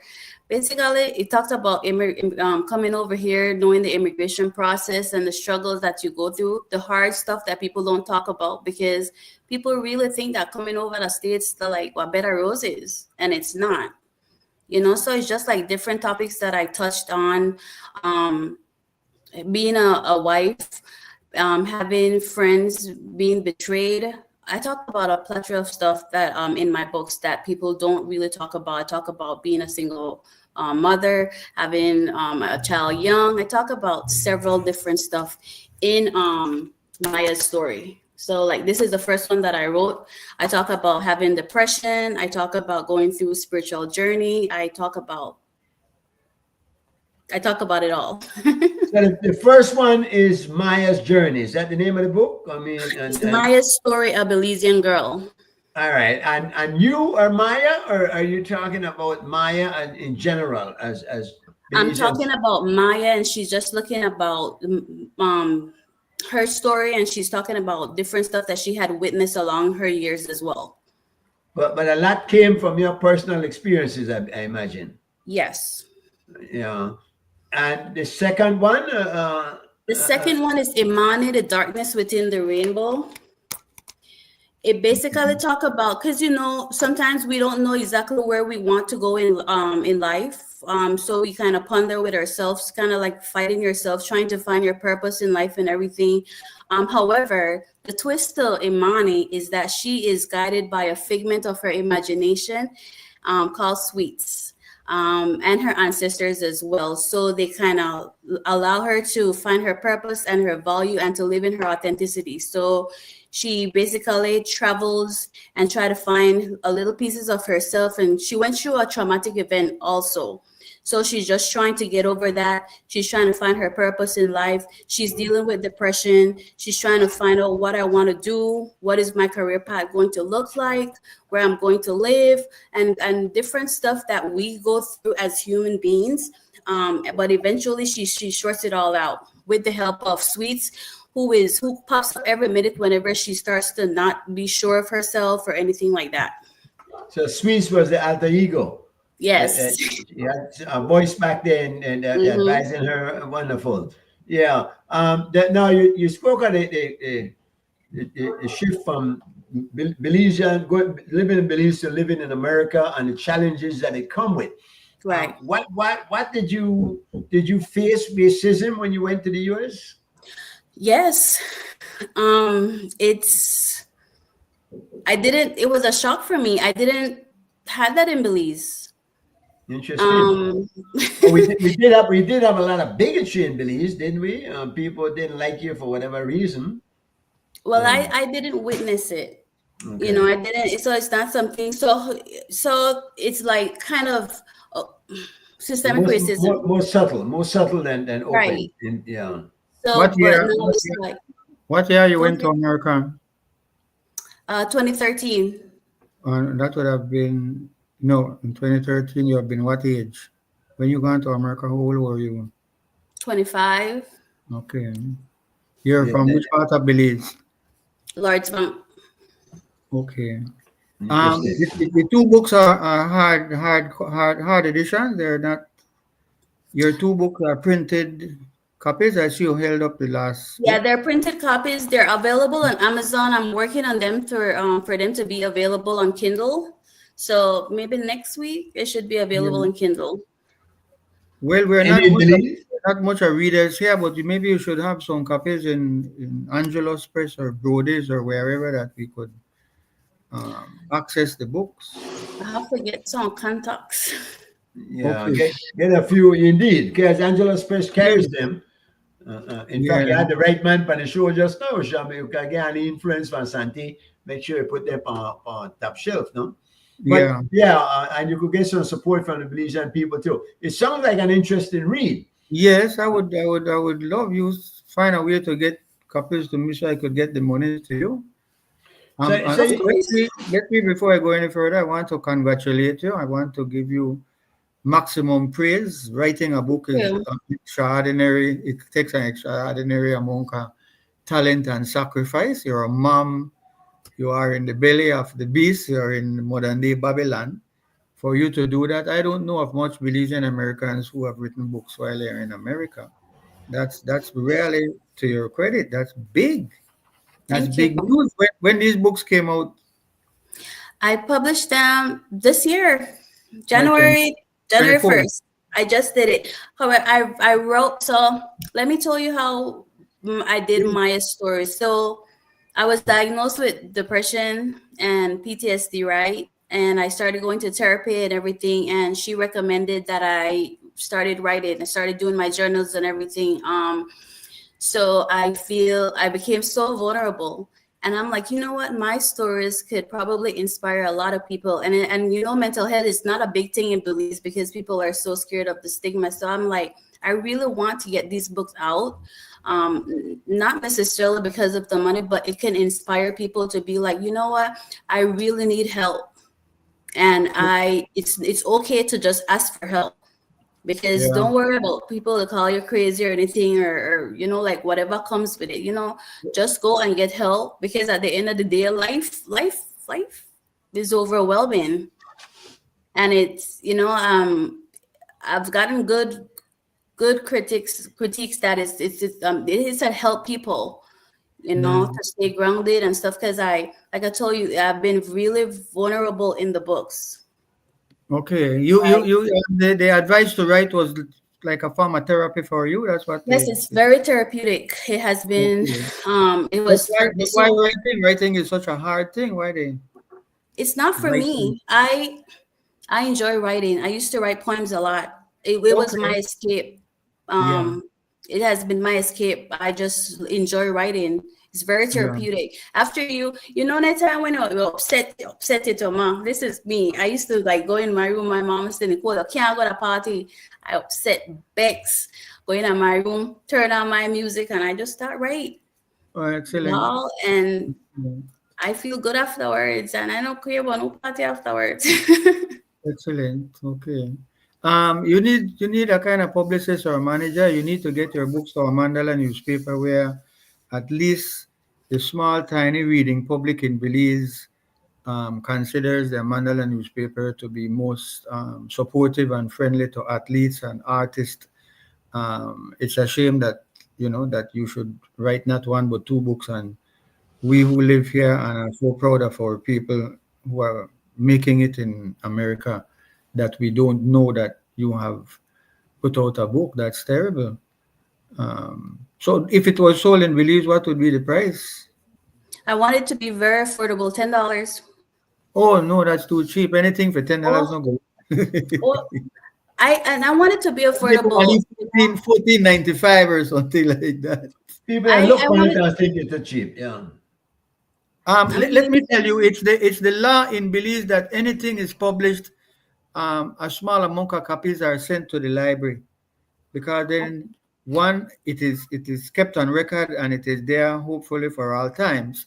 But two, because students are required to do a little amount of visit to the library, and many of us, myself, I said I go to the law library. I go to mhm, the, it just happened to name Leo Bradley. There's no there's no connection, but I go to the Leo Bradley library where I can sit quietly and do my legal work. And mhm, I see, I'm satisfied that there is a fair amount of young people coming in and out of the library. So we need to, between me and G Mike, if I could say so, we would want to try and help you to have that book available in the library. And maybe between us, we could sit and write up a small little something and have the Mandala publish it and get it on the television news. We need all the positive information about ourselves and our people that we right. can do right now. I am really proud to. I I'm very proud appreciate of you, that. Nicole. I'm Thank really proud you. of you. They say a little confession is good for the soul. I didn't want to be a liar. I wanted to write, but I learned early. Evan Exide has been a big supporter of myself, in terms that he said to me, Dickie, whatever you write, I'm going to publish it. I ended up mostly sending my poems to him. He was sued for one of them. We were both castigated for another. I had There were about two or three lines in a poem that fell afoul of the ardent Roman Catholic persons. I was at my work. Two of them came to ask to see me, and I was properly scolded for writing what I had written. And in fact, so no call no name. I'm tempted to call name, but there was a public outcry to boycott a Mandala for publishing what I had written. But man, there's a scarcity of people like you in our society. What was the content of what you had written? There was at Wagner Lane a lady that took in washing. She washed clothes for other persons in order to survive, to buy food for her children. And every day, including Sunday, she is at that washing bowl. Every day she's at that washing bowl. So I had written something about that. And I kind of like said, well, I don't even know because I can't even find the poem. Um, I had said something to the effect that, well, God didn't really make us to be mules. If he did, somebody should kick him in his fat ass. Some words to that effect, no? Oh, okay. So Yeah, yeah, that's bold. yeah, yeah. Yeah, But yeah. but And you me, want I'm baby listening, Jesus for and you want baby Jesus for Christmas. No. Go easy upon me. So anyway, Go easy upon me.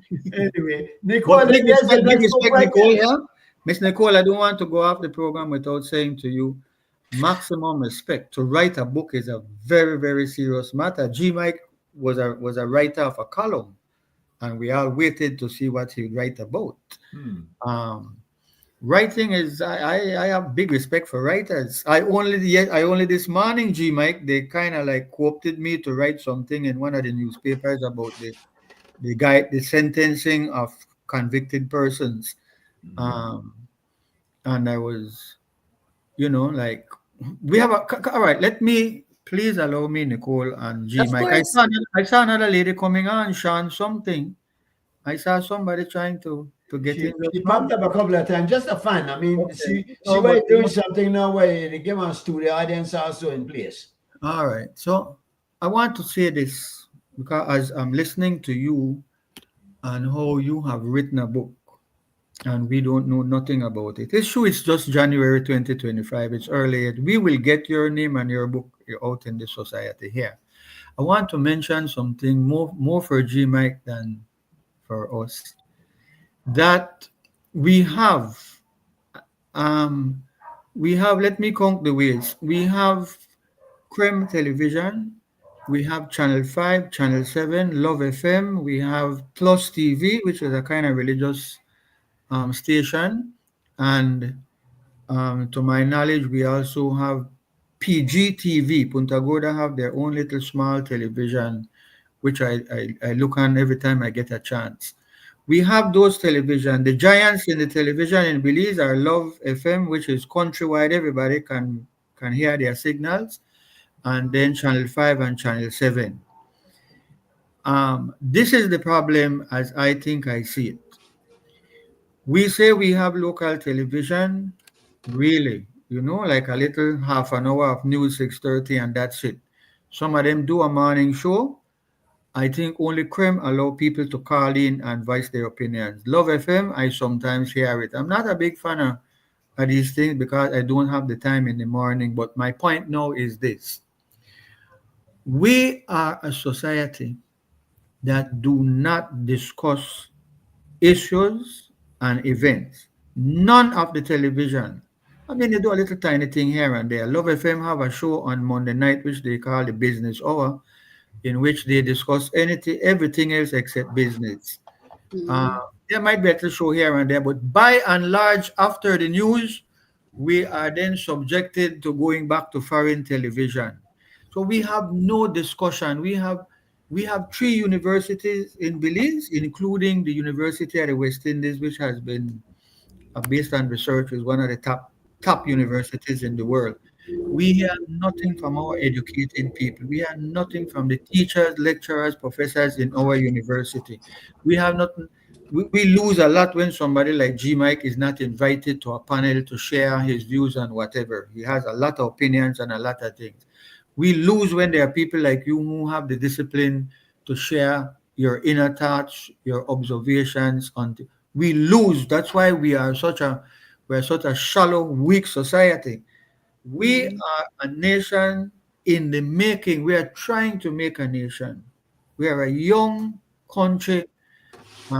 We have several ethnic groups. We are not homogeneous. We are not Jamaicans. We are not Barbadians. Everybody that's Jamaican, everybody. We are not. We have many ethnic groups in our midst, Right. and some of them are new arrivals. And I don't want to say it because G-Bike will jump on me. They don't believe in our God. They don't worship our God and our values. They have been extraordinarily successful in coming here, making money, and getting rich. To hell with the society and the people who are struggling. So we have so many issues. This is why we need writers. This is why we need thinkers. This is why Evan X. Hyde has been so beloved by a large amount of people in this country. I have watched over perhaps maybe the last 5 or maybe 10 years or so. How quietly, this society is erasing Evan X. Hyde. This Mhm. man who has written But, several. but he has withdrawn himself too, hasn't he? I mean, he's Sorry? not not right. He's withdrawing also. He's not writing Well, as much as he used to. how like how long can we keep treading on the wine press? He's been doing this from he's a young man. But Yeah. So I want to tell you, Nicole, when he leaves, dog will eat our supper. We Creoles, people like me and you and our children, are probably, thanks to Donald Trump, we have an opportunity to look more deeper into a country that we have all fallen in love with, that has been the city on the shining hill, or the shining city on the hill. We really looked up to America all our lives, but now we are Mhm. seeing ugly side to America. I know Nicole, you know the name. I know you know the name Colonel West, the Professor Colonel West, and he has publicly said, and he has said that President Biden is a war criminal. You can't be giving bombs and guns and monies to Israel and allow them to be doing what they're doing in the world. We are seeing a very ugly side to the United States of America. Yes, it was always imperialist. Yes, it gets itself in all kind of wars. It starts wars. It overthrows governments. It bombs people. It occupies their country, and so. But we all still felt like they were doing it for a good purpose. Now we are seeing it. They are doing it for their wealthy, rich people. And man, when America goes down, it's going to be a huge loss in the world. It's going to be a serious matter. But for right now, we are not really like strengthening our society. Our social economic problems are ignored. We don't want to hear about no macroeconomics, and we don't want to hear about figures that mean nothing down here on the ground.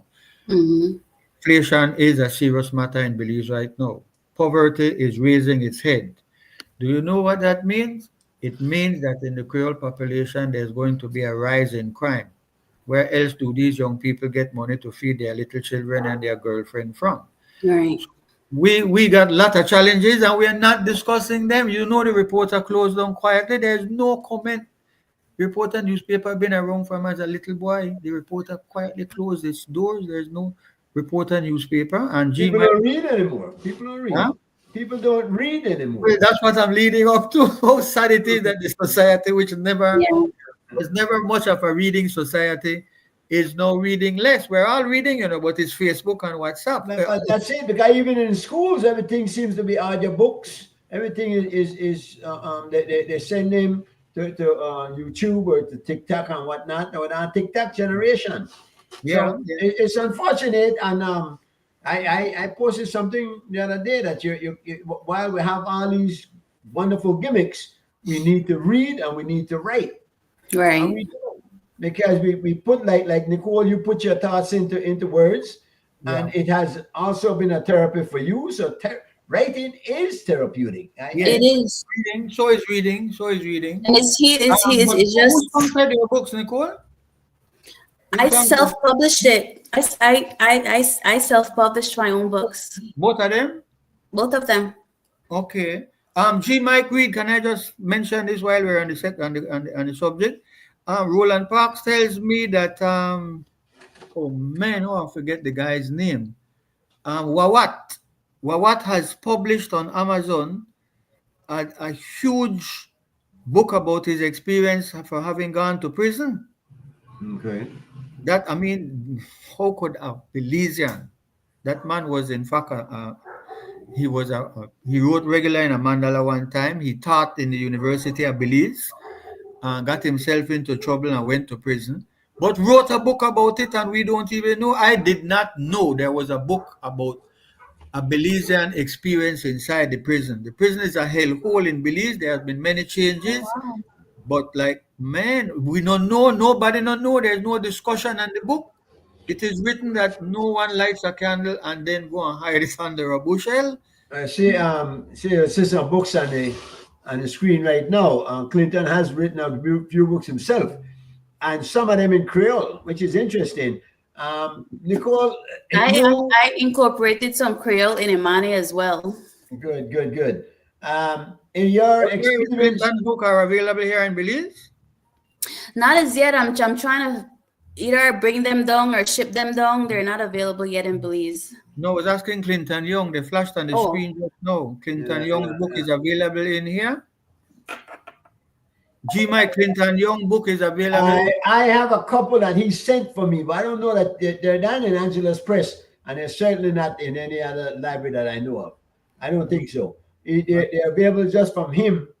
See, Yeah. so I don't think he has gone out and marketed them enough. Okay. Okay. But how long? When was it released? Yeah, a couple of years ago, he's been. couple of years? Okay. I think the guy's been writing for a while. He will have to get on as a guest one day on the show. Please. And tell me more where Please. they go on now. Yeah, man. But- Writing a book is some shit, man. I really respect that. No, Nicole, big respect to you. I know this place right here. I don't live far from this one time. This is this house by the corner. You look like Polo Lightburn House, I don't know. That one on the right hand side where the man is on the bicycle in front of it. Polo will probably be down if that is the no that's not lane. That's not that lane there. That is more where that breadfruit tree is still giving Correct. breadfruit. I think so, yeah. Yeah, by Bishop Street area. Yeah. They're actually taking down the house or doing something. I see the bottom part being broken up, which brings up this other matter. There is a law in this country. Anything over 100 years is like something to be preserved and protected. You know, some of these old boathouse, they are very much a part of our culture. Mhm. And we are gradually knocking them all down for them big ugly cement planes. Nicole, you went away in 2013, you said. Yes, sir. And you stayed away until now that you're back. Are you not back yet? I still live out here. So I came out here 2013. I needed a change. You know, I feel like sometimes you need a change to know exactly what your purpose is. And for me, it wasn't working out in Belize. So I came over here. I was working 3 jobs. Really? And yes, because I tell you, America hard and I know better roses. It won't be easy coming back to Belize, yeah? You mean I've been back once and but that's a visit. but With your expertise there and with your credentials, you will make it. You No, will make it. when you come back, which is not right now, you will meet a different Belize. Well, she's meeting a different I'm seeing America, that. okay? I don't care about America. I don't care about America. I'm talking about coming No, back. but we're to- talking about reality, man. We're talking about reality. I Because don't care about America. Nicole, have you seen a different America that you do now than you did in 2013? You've seen the advent of Donald Trump. You went through 4 years of Donald Trump, of course, and then Joe Biden. And I agree, Dickie, Joe Biden is a war criminal, along with Netanyahu. 2 of them should be in jail. But have you seen a difference in America since the time you went there to now?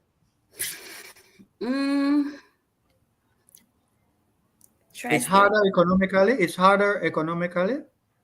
Yes, it is. I mean, but inflation,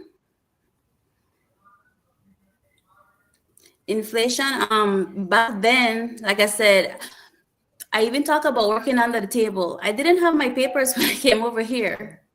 Okay. You know, I talk about all of that. Yes, I'm a citizen now. But I didn't have that. So trying to find a job without papers and all of those different things. There's a lot of people that will hire you. There's a lot of people that take advantage of you as well. Correct. And one thing I did, I researched that it doesn't matter if you don't have your papers or not. They still have to abide by the law. Exactly. Now, tell me something. Are you concerned about Trump's rhetoric right now? I'm not. And I think you're smart because I think we put too much credence to it. I don't think we should be, because America does have in place an infrastructure that prevents the kind of ridiculous stuff that he's talking about. I take everything with a grain of salt. I mean, no. Well, this is the first time in a very long time that a president also has control of both houses in the Congress. Right. That's the scary part. He also has control of the Supreme Court. The people who wrote the Constitution of the United States intentionally wanted that if a Republican is in the House, that sorry, well, yes, in the White House. If a Republican is a president, either the Senate or the other house of the Congress is to be Democratic, and vice versa. If the president is Democratic, at least one of the houses should be Republican. What you have here, along with something else I'll mention, is an alignment where Donald Trump has appointed, I think, 4 out of the 7 or 9 members of their high court. And those rulings that have been coming out are not the regular American kind of rulings. Um, the other thing that has happened to the United States of America is that all these people in power, in the Congress, even in the Supreme Court, but certainly in the Congress and the White House, the executive branch, they're all these are weird guys. These are weird people. This is not the Right. American we love. These people, listen, they don't give a F about black people and Spanish people, you know. They and a lot of other things else they don't give about. You actually have a man who is not even the president yet saying that he's going to take over the Panama Canal. He's going to take it over. He's saying, you don't say those things, you know. Or change the Gulf of Mexico to the Gulf of America. Yes, yes, and in fact, in his last term, he took the portion of Jerusalem and gave it to the Israelis. Yeah, this is not. This is a very serious matter. You know, we always think, oh, the trouble is over yonder in Europe. Some half-make dictator is doing this and doing that. Well, it's right on our doorsteps. No, these guys are really, really serious. Can you imagine what he's saying? Let me That remind you. Let me remind you what you said a while ago, that you don't give a damn about America. America, you might need to give a damn about America, don't you think? Because if America sneezes, we catch a cold. We've heard that a long time ago, and yeah, it is true. We are joined at the hip. yeah, America affects us a lot. I think that though Donald Trump's rhetoric is hollow. America is not a dictatorship, and many people forget that. America is a democracy in principle, if only. And there are checks and balances, there are guardrails that protect against what you're thinking is going to happen. We did 4 years of Donald Trump. He had the same kind of ideas, and there's no nothing check. happened. No. There's no checks and balances. He controls the Congress, he controls the Supreme The Court, he Senate. controls the White House. There are no He, checks and balances. I don't know. I don't agree with that. I don't And agree with that. Fox and Friends is the number one watched news media in that country. And there are really some crazy people there, some wackos. There's some wackos at CNN too, though. Yeah, but I'm And talking about the people MSNBC. in power. CNN not in power. But they were for the last 4 years, and you see the world They went weren't in bizarre. power. They were not in power. The Republicans controlled one of the houses. This is the But first time. anyway, listen. Yeah, anyway, yeah. We have to It's a talk. matter we look, yeah, a matter we have to look at. Talking Yeah, food, yeah. but make Canada the 51st Uh, state of the America. Yeah, that's what I'm saying. But So right now we want to focus on Nicole Swazo Johnson and congratulate you big time for writing a book. Please listen. Um, G Mike Reid have my number and my address. I need you to get your books down here. I need to I needed to do that. What we have been trying to do in a little way, and it's when I say we, I don't mean me, but one of the librarians at the Turton Library, which was really and probably still is the Children Library on North Front Street, not far from the Swing Bridge. The Swing Bridge can't swing anymore, by the way, although um, Turton Library, one day each month, I think it's the last Thursday every month, they put off the young people who are writing poetry. They have a poetry evening once a week, and I ask them, please invite me, please remind me, please tell me, and I go and I really enjoy myself to see young people, still in school, some just graduated, and so writing poetry and the topics which they are tackling. And I have called Love FM and I've asked Renee Villanueva to let time and give them one lead coverage now and then, encourage them and so on. But G Mike, Reid, and I, we are going to try and find ways if we have to buy 60 minutes on one of these televisions so that these young people, because every little bit helps. I mean, How can a Right. Belizean write a book and we don't know? How can a Belizean have out a book and we don't see it? I mean, that's why there should be a Ministry of Education and a Ministry of Culture. You should just be able to send an email, say, I've published a book, I'm sending you a copy, and they take it from there, and the book become a required reading in school, or they give some assignment to deal with the book and what are the issues and so on. We need to jerk up our society. We need to do better than what we're doing, man. Nicole, I'd like to read both books. I'd like to do a review on it and Okay. see for myself. No, it sounds interesting. It sounds like I could relate to some of the things you're saying. We've all You got mean had you, our share of trauma and stuff, no? yeah. You mean you went through menopause and those type of things, Gmail? The rest, the all that I've gone through, that could be a part of it. I'm not gonna say I don't know. I mean, yeah, but no, no. There's the whole trauma. Also, I went to America in 1972. That's a long time. You went in 2013. She I wasn't born. She wasn't born yet. wasn't born yet. The racism was rampant.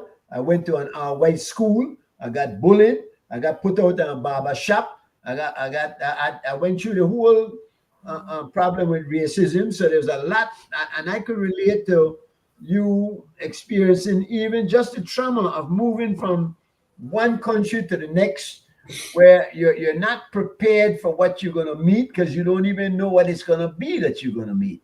So Mhm.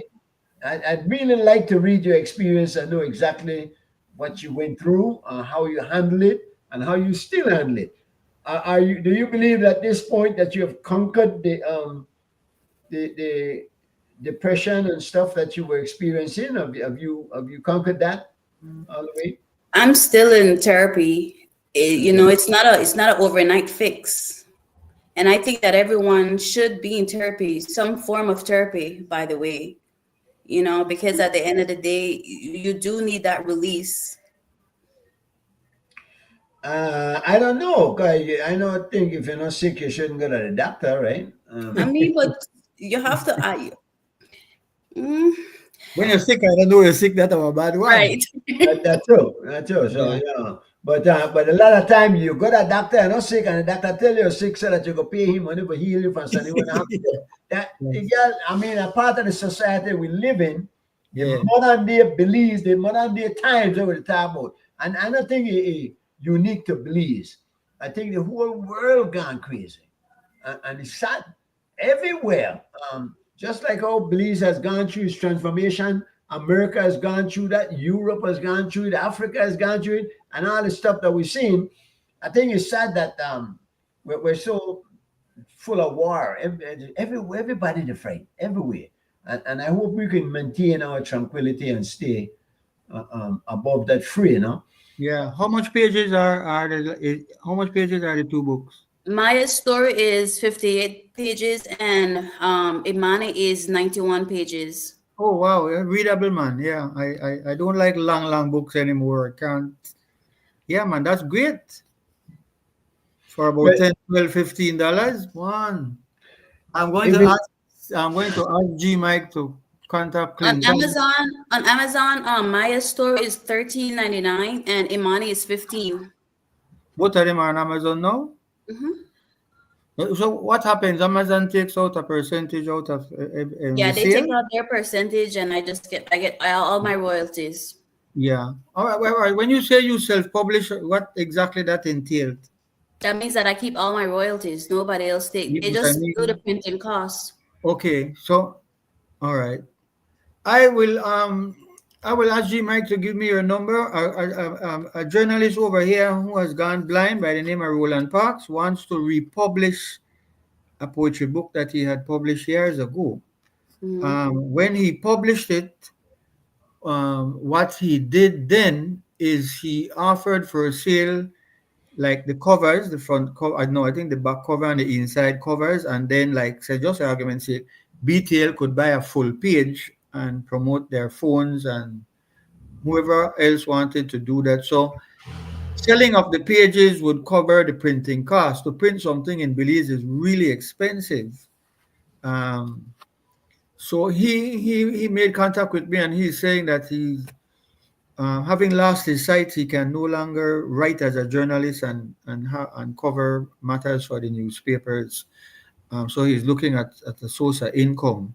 So he would like to know like how much it costs to print so many copies. Hmm. Uh, there are printing places, and we have made an appointment to go and see a printing house, which is not far from Healthcare Partners on the north side of Belize City.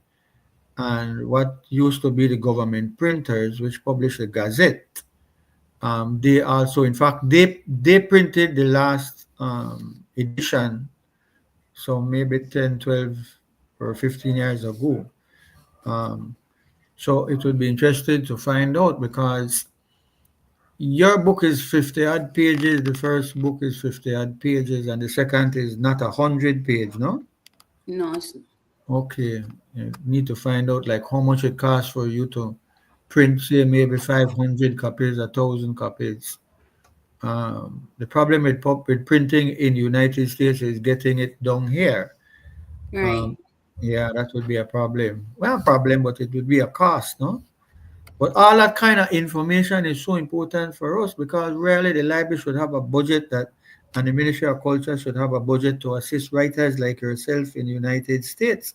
I don't know, G. Mike, if Clinton published his book in America, printed it in America as well. Yeah, no, he did everything over there. Yeah, I'm Oh, sure. everything, no? Yeah, Yeah, yeah. yeah, What's the yeah. advantage of being in America, man? You know, the capitalists hug the capitalists. At least you can get things done, no? You can get things done. Yeah. Well, money gets things done anywhere if you can afford it. But But I don't want to leave the show. Man, I tell you, I have a soft spot for people who can sit down and write a book. That is a discipline. That is and you are correct. It is a therapy. When I come home stressed out, I pull out a book and read, and I forget the world. And I'm kind of fortunate. I come from sea people, so on weekends I could get on a boat and go out. But in overcrowded, compact, oppressed Belize City, we need all the therapy we can get. Right. And there are Nicole, I'm sorry. Is there anything that you wanted to cover to get out that we didn't touch on? I mean, No, I just want to shed light on mental health as well. Like people really do need to prioritize their mental health. I know what you said, you're not gonna doctor if you don't sick, right? But at the same time, from a stressful job, you never know, even if it's just taking a walk, whether you it's think just there's an increase in mental health problems in our midst? yes, of course. I still keep in touch with several people in Belize and they're going through it. But they're scared to get help because they don't want that label. Well, I mean, how you you understand you get help, but how do you identify it, and what do you think are some of the dangers of it? Is it only to the So person who experience it, or to society at large? you will know, everybody know when something is wrong with them. So like I spoke with Mr. Noura yesterday. Like I explained to him, I started having symptoms and I know that I wasn't functioning well when I was in the military. I started having SIs and I said, something is wrong with me, and I was neglecting my health, I was neglecting my children, I was just neglecting everything that I knew that I wasn't my homework, everything, my assignments, all of that. And I You said said you this. said SI. What is SI? So SIs is suicidal ideations. I started having, Oh, okay, right? okay. So Yeah. I know that something was wrong with me, right? does And that I mean said, does that mean something will always be wrong with you? no, Not necessarily. no. I mean, Okay. sometimes you're Okay. that overwhelmed to the point where like you're losing yourself, you're feeling hopeless, you're lost, you just don't know anymore, You have right? family. You have family. You have your parents and uncles and aunts and siblings and so nearby. Yes, I have my mom, Miss Wazo. She's here. My dad, Mrs. Wazo. My parents are very supportive of me, and they know exactly what's going on. And so I did reach out to them as well, and I let them know. So even now, going through my therapies and everything, they already know my triggers, and me, I stay away from my triggers as well. Being around in large crowds, I just whatever I know is going to hurt me or trigger me or set me off, I stay away from it. Do you drink? I don't. Do you smoke? I don't. You well on your way to recovery, man. And send me a check and you're gonna be all right. But really, no, Thank you, because that thank I you, mean, thank you, Dr. Reed. That is really assuring. you well on your way to recovery. You don't do all right, man. Let's let's Before um let's lose G Mike if you would. I'm looking at the clock.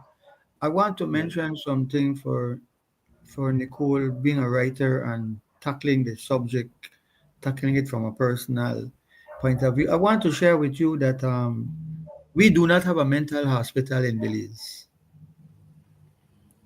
The second thing is that persons who run afoul of the law and end up in front of any of the courts, Supreme Court or magistrate courts, and are sent to prison, that must be some hell to be Hmm. crazy.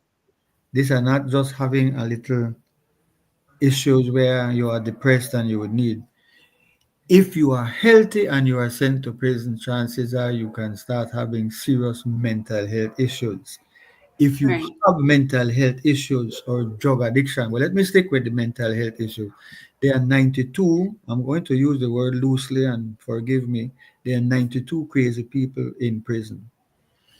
I can't get the figure yet for those who are never going to come out. Um, there is one, my understanding, there are two psychiatrists in the country on the government's payroll. One is, chances are both of them are foreigners. One is assigned to the prison, and he's also required to do, I think, like maybe 2 days a week at the G Mike, the clinic where around in the neighborhood of the Muslim school. That regular clinic, yeah, Port Loyola. Port Leona, yeah. Right. So the Port Loyola clinic is a psychic clinic. They call it a psychic clinic. I guess they mean that I didn't uh, know that. Mm-mm. yeah, people who have those problems can go there, or they are told to go there to get medication and to get a bit of guidance and help.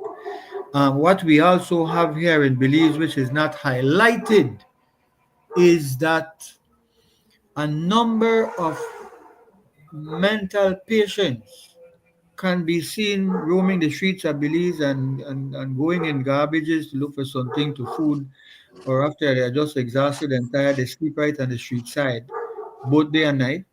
Can see those people. They're not plenty right now. I guess they are dying off. But this is what I want to mention because as a writer, you would be concerned as well. Because we don't have The a resources. hospital, because we have nowhere where they could go on. Actually, Mrs. Esquivel did use public funds or raise funds. And Mike, there is a place in Lake a green building.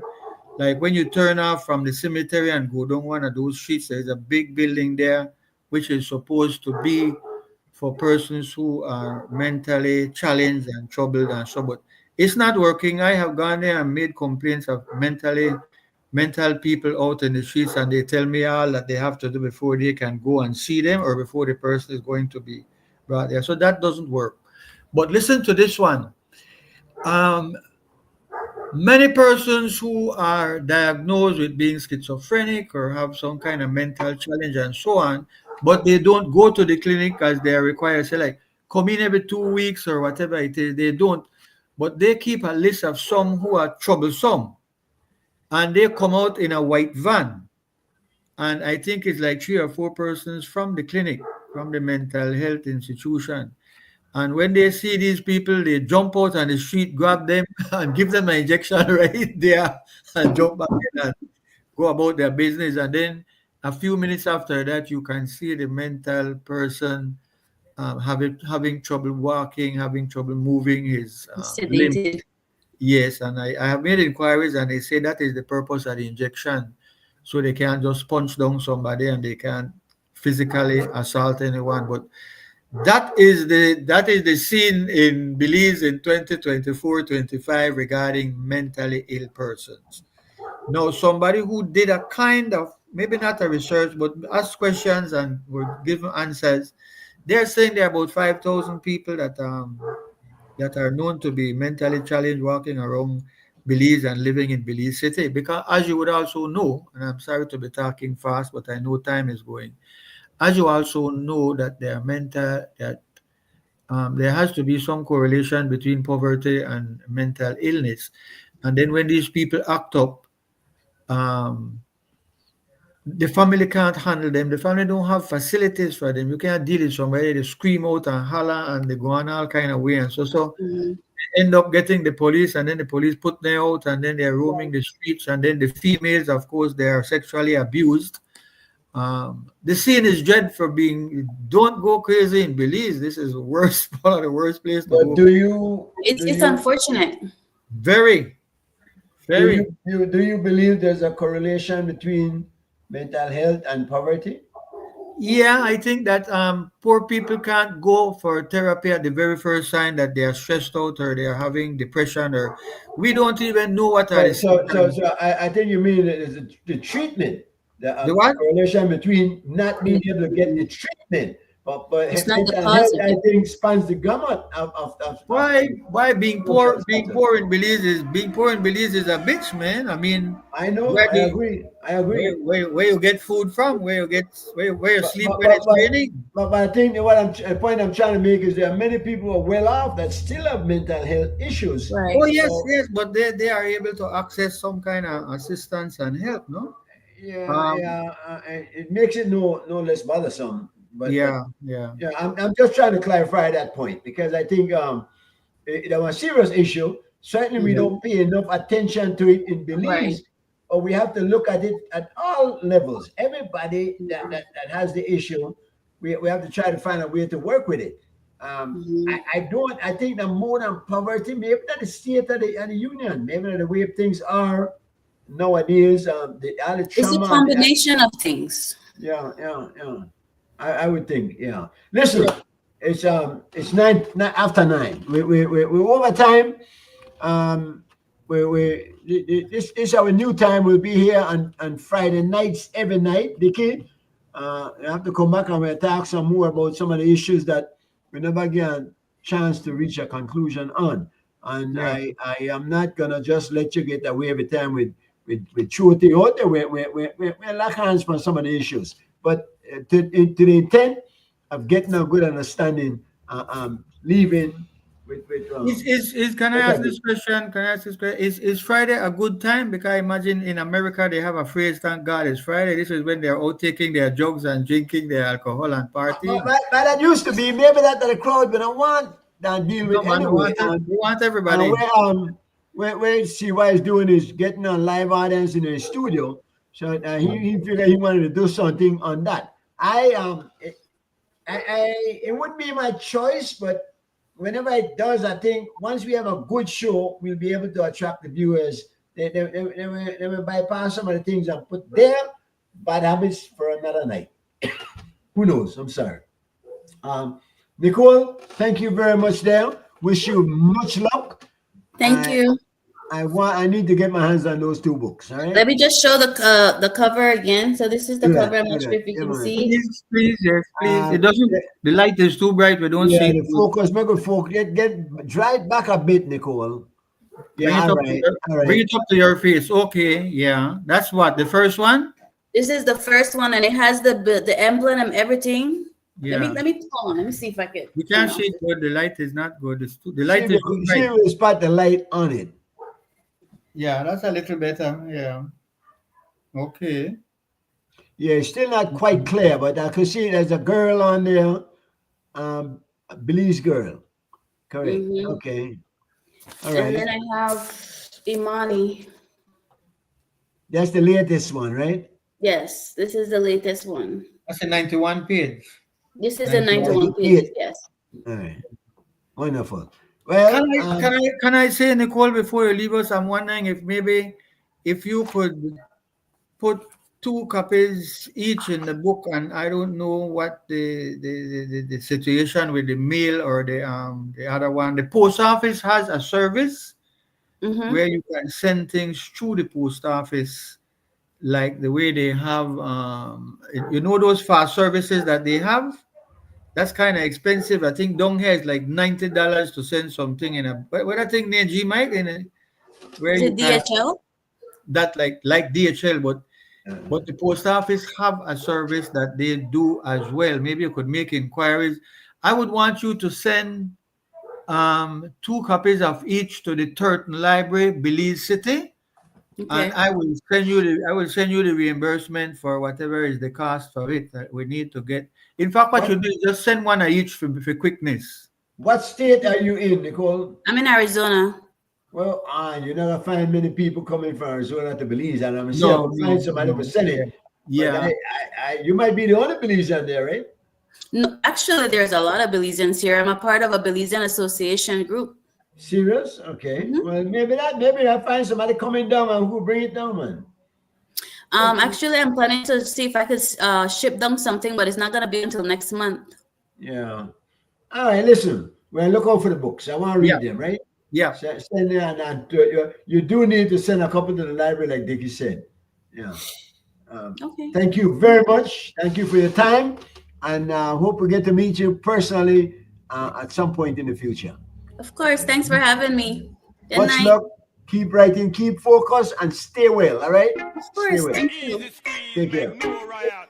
So they make noise easy. See why alongside Wavy and my boy, YG. TGIF. Didn't need no gimme for the make the Yeah, man. lyrics pop like Yeah, man. no fire pan, no stick, make it ball like a wind. Gonna jump up in the air, sound by beat where we fling bout the lyrics like fear. Me no need no gimme for the make the lyrics pop like. Me no need no fire pan, no stick, make it ball like a wind. Gonna jump up in the air, sound by beat where we fling bout the lyrics like fear. Music down now it's gone. And a toy, some boy me telling us you no must realize whole globe done change. Watch me like the words out of my mouth is strange. Some your lyrics that I forget rearrange. You don't be money get hotter than pepper when you sing. Why you have to this song so bitter? You get opportunity with that responsibility to achieve reality. Me no need no gimme for to make the lyrics popular. Me no need no fire pan, no stick, make it ball like a wind. Jump up in the air, sound by beat where we fling bout the lyrics like fear. Me no need no gimme for to make the lyrics public. Me no need no fire pan, no stick, make it burn like a way. Gonna jump up in the air, sound by beat where we fling bout the lyrics like fear. Violence prevention, that with the mention. Why you have to spit with so much bad intention? So I'm gonna say it, so shall it be. What's the seed far close to the G? You know, say retire of the negativity, plus you stay the complete. Even though you have dollars, they fall like rain. Still want drive in another man lane. No shit. Me no need no gimme for to make the lyrics popular. Me no need no fire pan, no stick, make it ball like a wind. Gonna jump up in the air, sound by beat where we fling bout the lyrics like fear. Me no need no gimme for to make the lyrics popular. Me no need no fire pan, no stick, make it burn like a way. Gonna jump up in the air, sound by beat where we fling bout the lyrics like fear.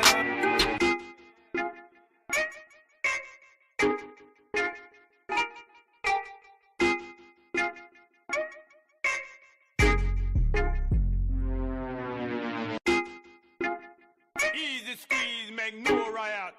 So they make noise easy. See why long.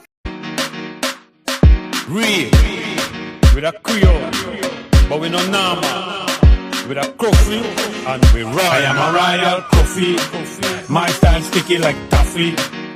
We coulda holla say me ugly, but a lone pretty girl stay to chase me. Royal coffee and my style sticky like taffy. How could you call me ugly when a lone pretty girl stay to chase me? Minor, tell you things you make you catch feelings. Your mere existence you want left to examine. Ebenezer me gone, me know for the squeeze dumpling. Believe woman sweet like stew pumpkin. See me, but you don't know me. Confident, say that me bossy. Inquisitive, you call me nosy. Defend me rights, holler at me chancy. Me know this show no mercy. We don't take no back chat from nobody. You know have feel like me, but you must respect me. Tell this more. I am a royal coffee. My style sticky like taffy. taffy. They coulda holla say me ugly, but a lone pretty girl stay to chase me. Me cool and deadly, machine gun Kelly, Machiavelli, stay ready like Freddy. We have woman plenty, woman the city, woman the country. You coulda act like you no want believe me. Ask Dwight, that me Bali. I am a royal coffee, my style sticky like taffy. They coulda holla say me ugly, but a lone pretty girl stay to chase me. Royal coffee, and my style sticky like taffy. How could you call me ugly when a lone pretty girl stay to chase me? Lot of sexy woman come out of the valley. Me like the way the body move when them the party. And a piece white and Alta Leslie, and the one name Gilda Courtney. Dano Jam, soda much jelly from me Lille. Me know where to do with me till it. Me grow up as a bedroom bully, bucket with vein full up them belly. I am a royal coffee, my style sticky like taffy. They coulda holla say me ugly, but a lone pretty girl stay to chase me. Royal coffee, and my style sticky like taffy. How could you call me ugly when a lone pretty girl stay to chase me?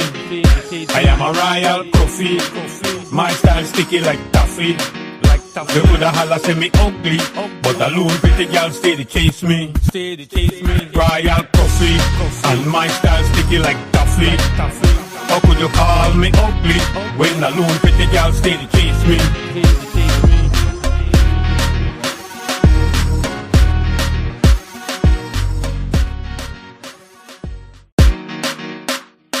Reid with a Creole, but we no normal. With a coffee and we royal. I am a royal coffee, my style.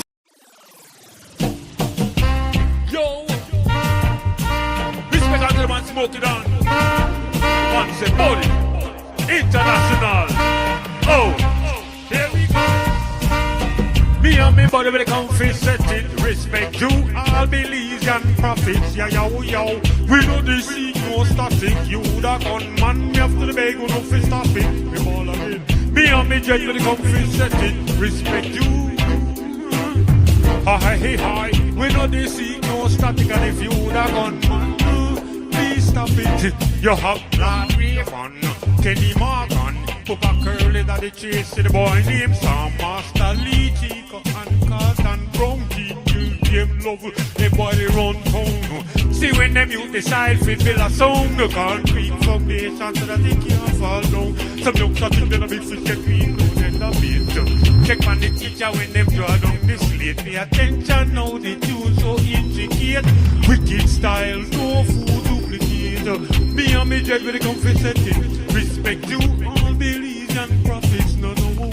We know they seek no static, and if you a bad man, after the bag, no fit stop it, we ball again. Me and body comfy setting, respect you. Wow, wow, wow. We know they seek no static, you the gunman, please stop it. Don't forget Paul Mobile, Malaki, Mohabub Ja'art, and the one on the B. Sherman and me Peter, legendary. Rasbana sing the song, she only want me. Plus, the female artists like Heavy D, Rock Down Gal and Tanya C, Tamika and me friend Sweetie. All about the roots and reality we sing. Me and body with the comfy set it. Respect jubilees and profits. Yo, we know they seek no static. The bad man, please stop it. We sing again. Me and smoke with the comfy set it. Respect you, all beliefs and profit. Yeah, wow, wow, wow. If Christ says stop it, if you the bad man, please stop it. One more time. Me and me jet with the comfy set it. Respect you, all beliefs and profit. Yeah, yo, yo. We know they seek no static, and if you the gunman, please stop it. For Christ, yeah, oh. Me and me jet comfy set it. Respect you. Wow, wow, wow. International body. Yeah, all about the body brown international. We no partial, universal, global. Some boy come test things when they critical, cause no local. But the brown international come for like it like the marshal. Better hear me now. Big up to the one they smoking on man like Elon. Anyway, to the one they say, yeah we all.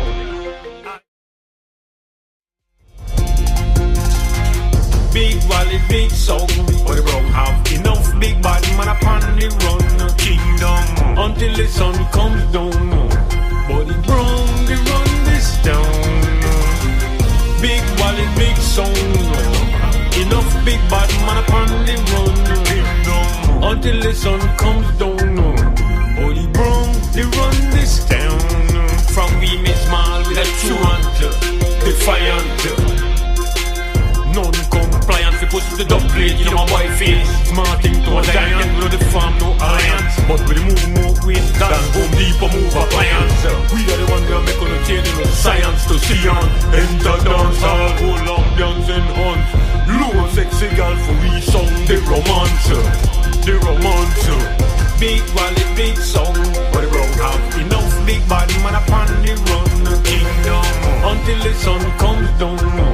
But the brown, they run this down. Big wallet, big song. Enough big bad man upon the run. Until the sun comes down. All the brown, they run this down. We keep our friends close and the enemies dead. Ask Fred, who I won't forget, you don't have no head. Plus, if you see me and a big grizzly bear, he don't fight. Pour honey over me, give the bear a bite. Front of my face, act like we alright. But behind the back of the traffic, out we light for the brown, they light. They know say they light, they lean on light. They light. Big wallet, big soul. But the brown have enough big bad man upon the run. Kingdom, until the sun comes down.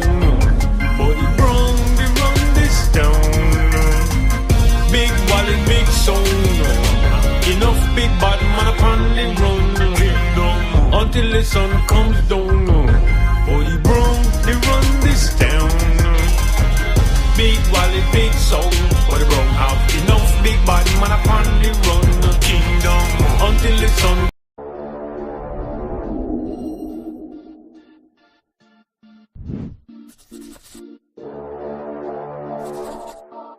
Yeah, me have to wonder about your movements.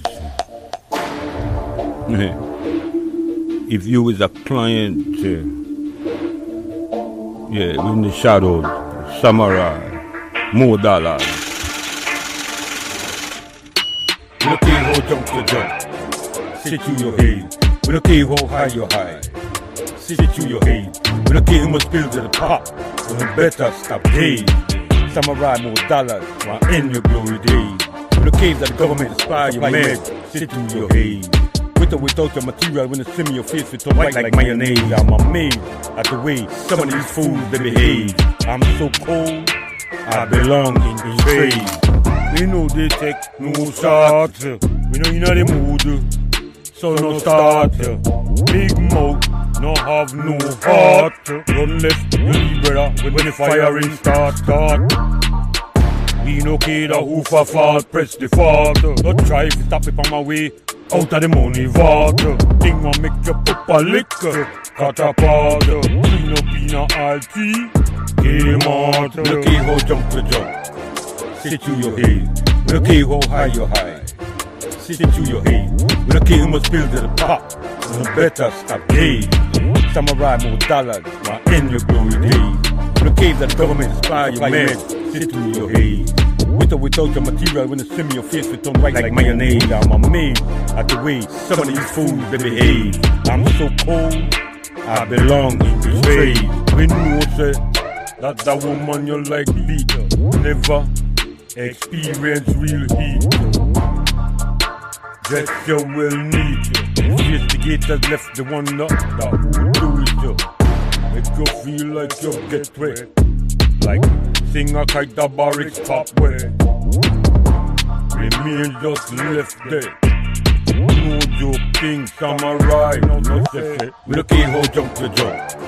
Sit to your head. We don't care how high you high. Sit to your head. We don't care how much pills to the pop. You better stop dead. Samurai more dollars, while end your glory days. We don't care that the government inspire your man. Sit to your head. With or without your material, when you see me, your face will turn white like mayonnaise. I'm amazed at the way some of these fools they behave.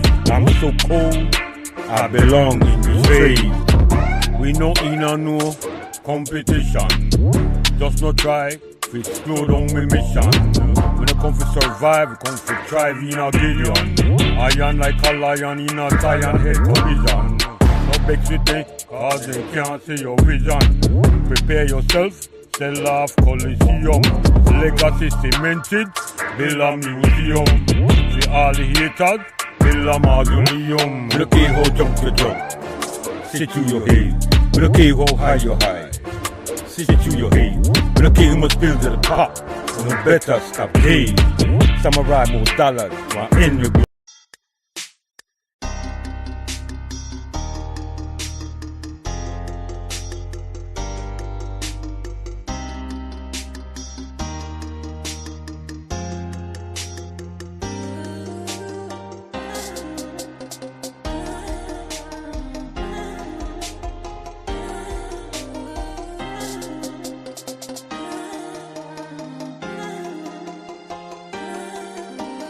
Apex predator, so treat me like a barracuda from outer Belize water, or like a polar bear from outer Alaska. If I'm a snake, then call me a black mamba. Apex predator, so treat me like a barracuda from outer Belize water, or like a polar bear from outer Alaska. If I'm a snake, black mamba. Right now we sit down on top of the food chain, over vast territory, and I'm on the rain. Serengeti, when I'm a domain. If you don't find no bones, then we take the blame. Concrete jungle, rugged terrain. Look at the color and the size of my mane. We no play close, much less play games. We not do this for likes nor fame. I've had the disposition of a bald eagle. Miles above earth we don't set the table. Spook your herd, watching you scramble. Pick off the weak and the vulnerable. Don't win, you know a tight circle. And knock off the one knee, when we teeth in a trouble. On the double, because you're gullible. You cry for help, won't get muffled. Yo, we strike fair in the heart of beasts and men when we hold. What's if you the buzz of the wrist, you the move foul. Lone wolf when we the scout, or with the pack when we the prowl. Check the size of my incisors when I growl. Relentless pursuit, separate you from your crowd. Even if you have to run up on the curb. King, no master we deserve. Track you through your third. Yo, 0 to 60 in 30, some of the bucket 45. Feel it survive, head spin back, pre-visualize your demise while protecting my pride. Sole purpose is to provide, not easier, with my lioness by my side. Natural selecting, speed of a peregrine. Radar can't detect my timing. Radar can't detect my timing. Hey. Apex predator, so treat me like a barracuda from outer Belize water, or like a polar bear from outer Alaska. If I'm a snake, then call me a black mamba. Apex predator, so treat me like a barracuda from outer Belize water, or like a polar bear from outer Alaska. If I'm a snake, then call me a black mamba.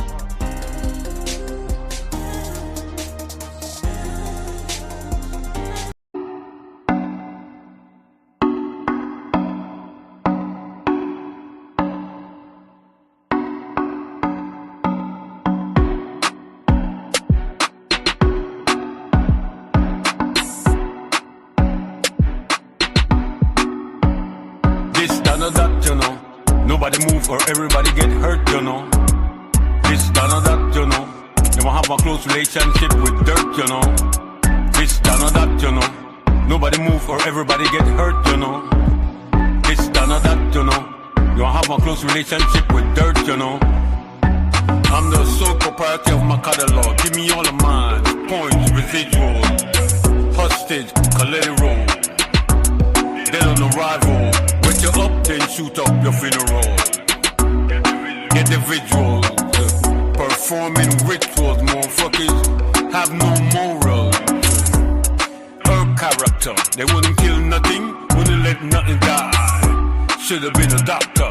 From the outside, north, I stay isolated. Mine, I'm a grind, most hated. I keep my thoughts refrigerated. You could get pressed, folded, and painted. Offshore accounts, fam situated. Generational wealth can't be affiliated with bottom feeders.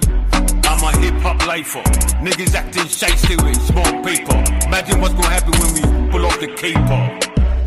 I see you in the green room, succumb to the dusty, getting gloom. Ego get popped like a Chinese balloon.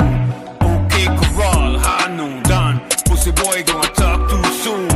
We never have the skills to blaze the room. The DJ never wanna play with you till they hear aliens they play on the moon. This, that, or that, you know. Nobody move or everybody get hurt, you know. This, that, or that, you know. You won't have a close relationship with dirt, you know. This, that, or that, you know. Nobody move or everybody get hurt, you know. This, that, or that, you know. You won't have a close relationship with dirt, you know. This world is getting smaller, some global and everything. Original bling bling. One hammer, straight drummer. I'm taking over the House of Representatives and the Senate, moving in ways none of y'all ain't even seen yet. Like a Democrat, grinding like a corporate, killing with immunity, like a diplomat. Blow your whip back, revert back. Republican, you'll be apologizing in front of me. Entire nation, Halliburton and Cheney. How many lives you think it will take to stop this insurgency? Many, many, many, many. Hey, by the battles, by the bullet. My foreign policy, perpetual state of emergency. I'm like a Shiite, you a Sunni. I'm flying over no fly zone like an Israeli. Or we could just link up in the cave like Kader. See who freighter, let off nuclear like Kim out of North Korea. Text for sale, highest bidder. You could go sit in talks with Russia or China. But if what your heart desires is degraded uranium, it's your trigger finger flash back to Hiroshima. This, that, or that, you know. Nobody move or everybody get hurt, you know. This, that, or that, you know. You won't have a close relationship with dirt, you know. This, that, or that, you know. Nobody move or everybody get hurt, you know. This, that, or that, you know. You won't have a close relationship with dirt, you know. This, that, or that, you know. Nobody move or everybody get hurt, you know.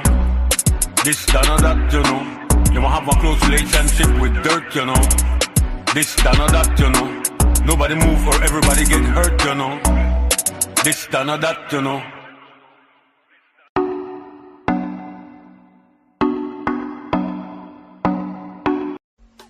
Tell Choco Pint, you have to drink the roots tonically, the man drink it like water. But you don't really know the formula. Read the roots, the roots, the roots. Did the roots, did the roots, read the roots, did the roots, did the roots. Choco Pint on. Read the roots, did the roots, did the roots, did the roots. Read the roots, did the roots, did the roots. Me hear the man ball when him catch a roll. Me hear the man scream, drunk in a sorrow. Never want to take one in both the roots from Miss Larrow.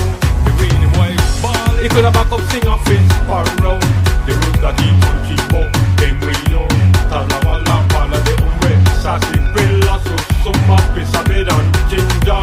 I love cramo, fine back and bitter wood. But the main ingredient, are the one Miss Larrow invent. And if you see a man back then, it just left Miss Larrow tent. Greedy the roots, did the roots, did the roots, did the roots. Greedy the roots, did the roots, did the roots. Choco Pint on. Greedy the roots, did the roots, did the roots, did the roots. Greedy the roots, did the roots, did the roots. They get a boy to pay with himself back up, better.